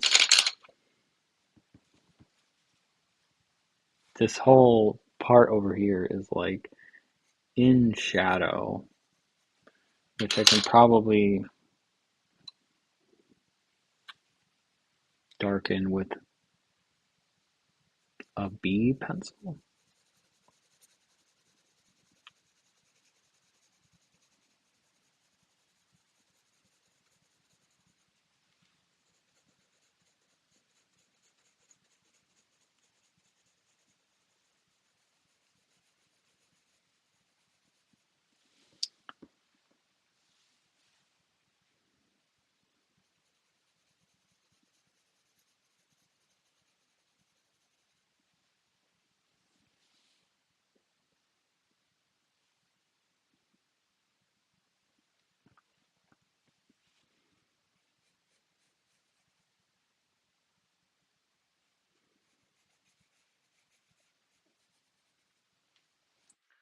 So we're kind of in the home stretch here. There's some really dark lines over here. I'm sorry to keep covering this up, but this is how you preserve what's underneath. There's like a really dark swoop line right here. It's like a shadow from a relief carving.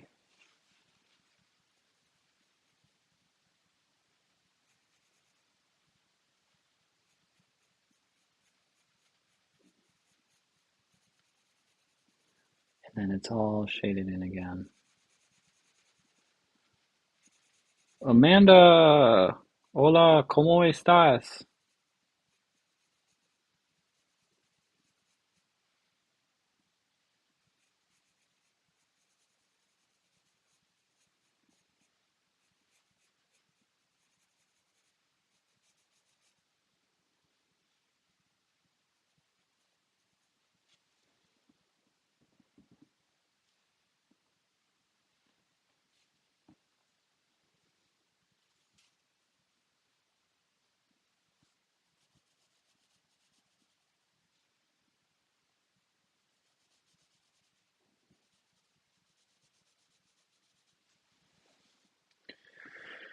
And then I'm not quite sure how we'll handle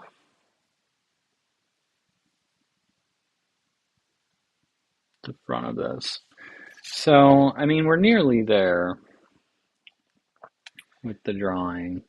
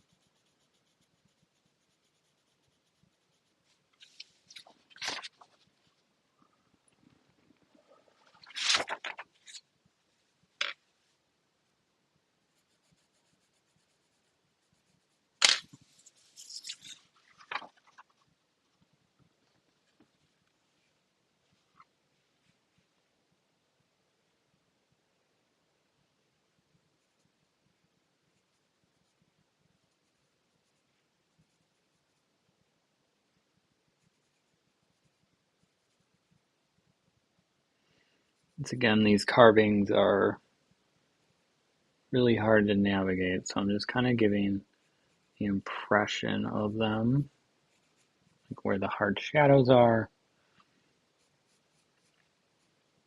And that's kind of the best I can do is $20 on that one.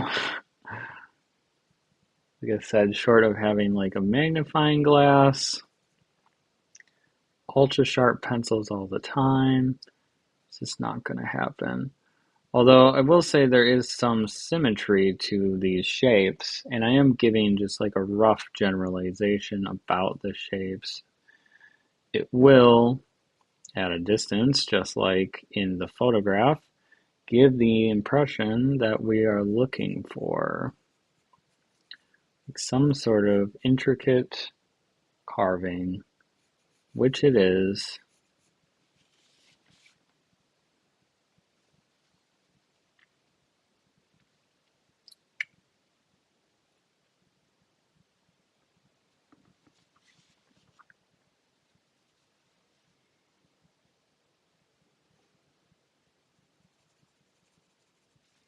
Kind of an interesting effect here too is the surfaces of these look pretty dirty, but then the edges of them are cleaner or lighter.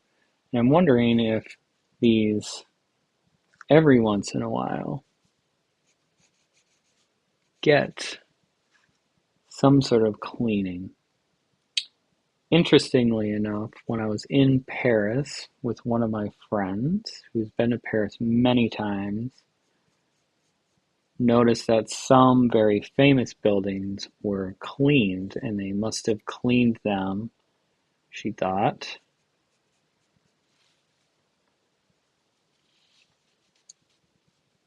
for the Olympics, because that is what we were there for, was the Olympics. My girlfriend, I should say, not my friend. Um, she's been there many times, and she noticed that the buildings had been cleaned.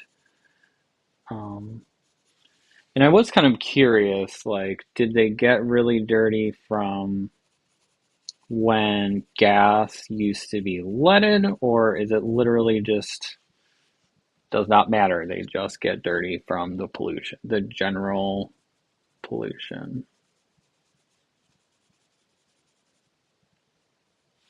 It's an interesting question that I would like to know the answer to, but probably never gonna look into the real answer.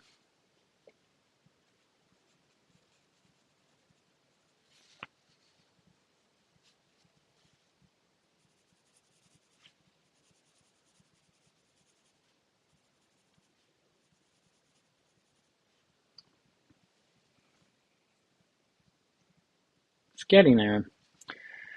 This side is a lot darker though. It's like it is basically in shadow.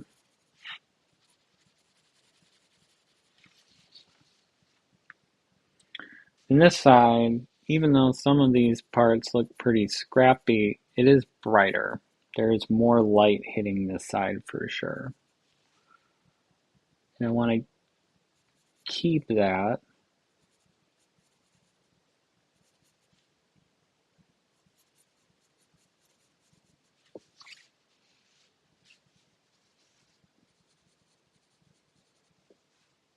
Impression.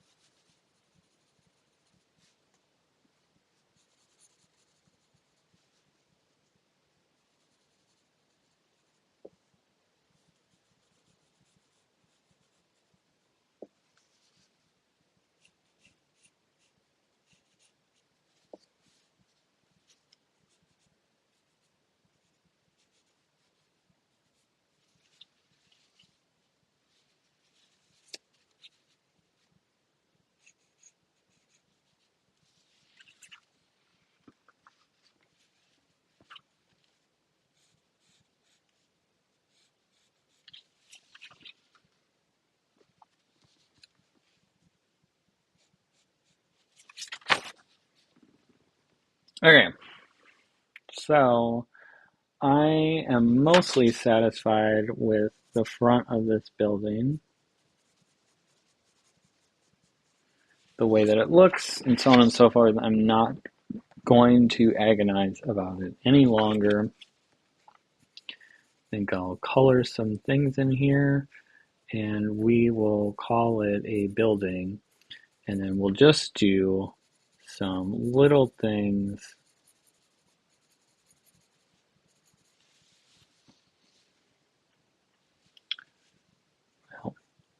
Okay, maybe there's some little details that we could add to the front here, just like these little circles. There's like a cross, maybe another circle. That's kind of it.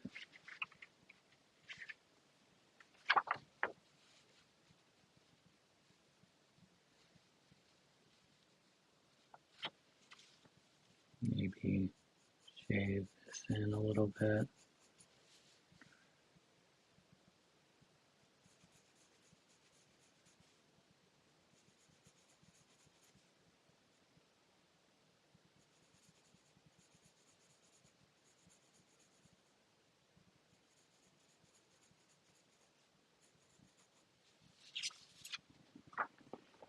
Okay, okay. So, kind of the last things that need to be done. Like I said, it just feels like at this point, like we're just coloring stuff in.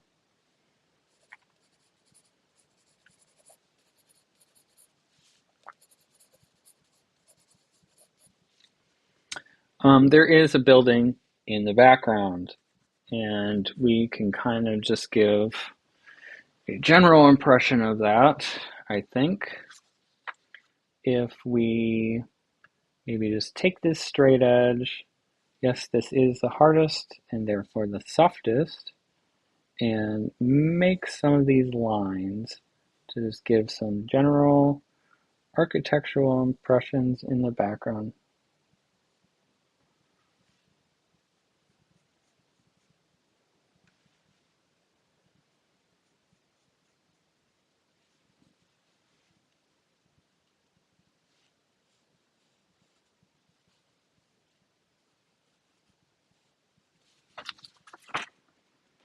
And I'm not going to like bother filling in like tons and tons of detail because as I kept saying during this live stream, you have to maintain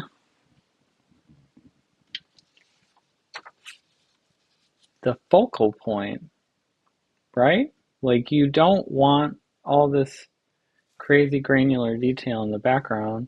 And plus, this isn't how we see the world. We have a peripheral vision. And the same goes for your drawings. Really, realism is about how we see the world, not how the world actually is. So we can create these impressions in the background, and I think we can just do that by being light on the touch with some of these things with the straight edge.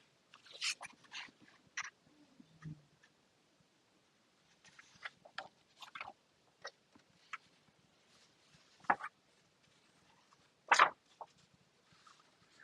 think we can do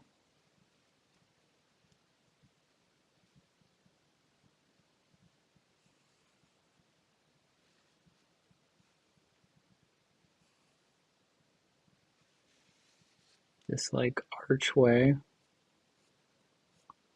that's behind this street lamp.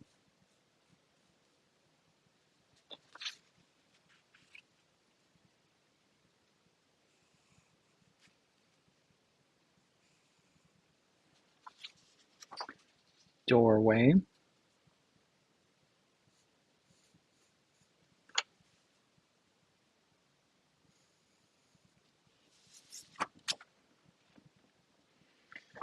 And Maybe some more foliage. Where's that hard one? Yeah, there we go. I like that one.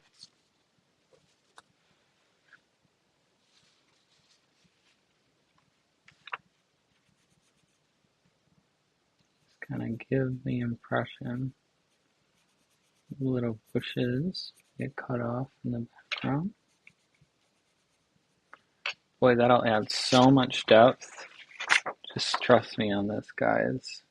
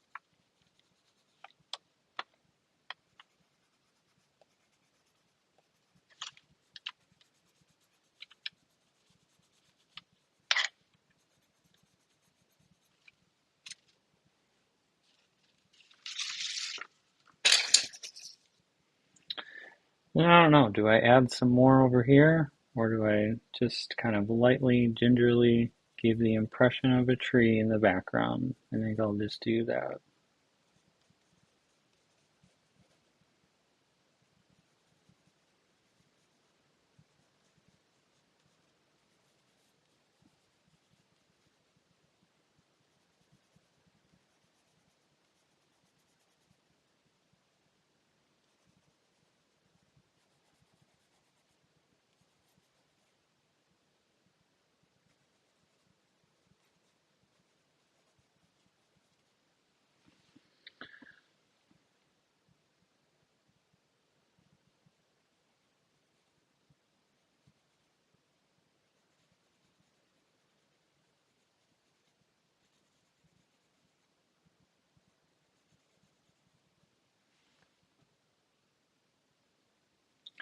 I don't know, I'd say that's pretty good.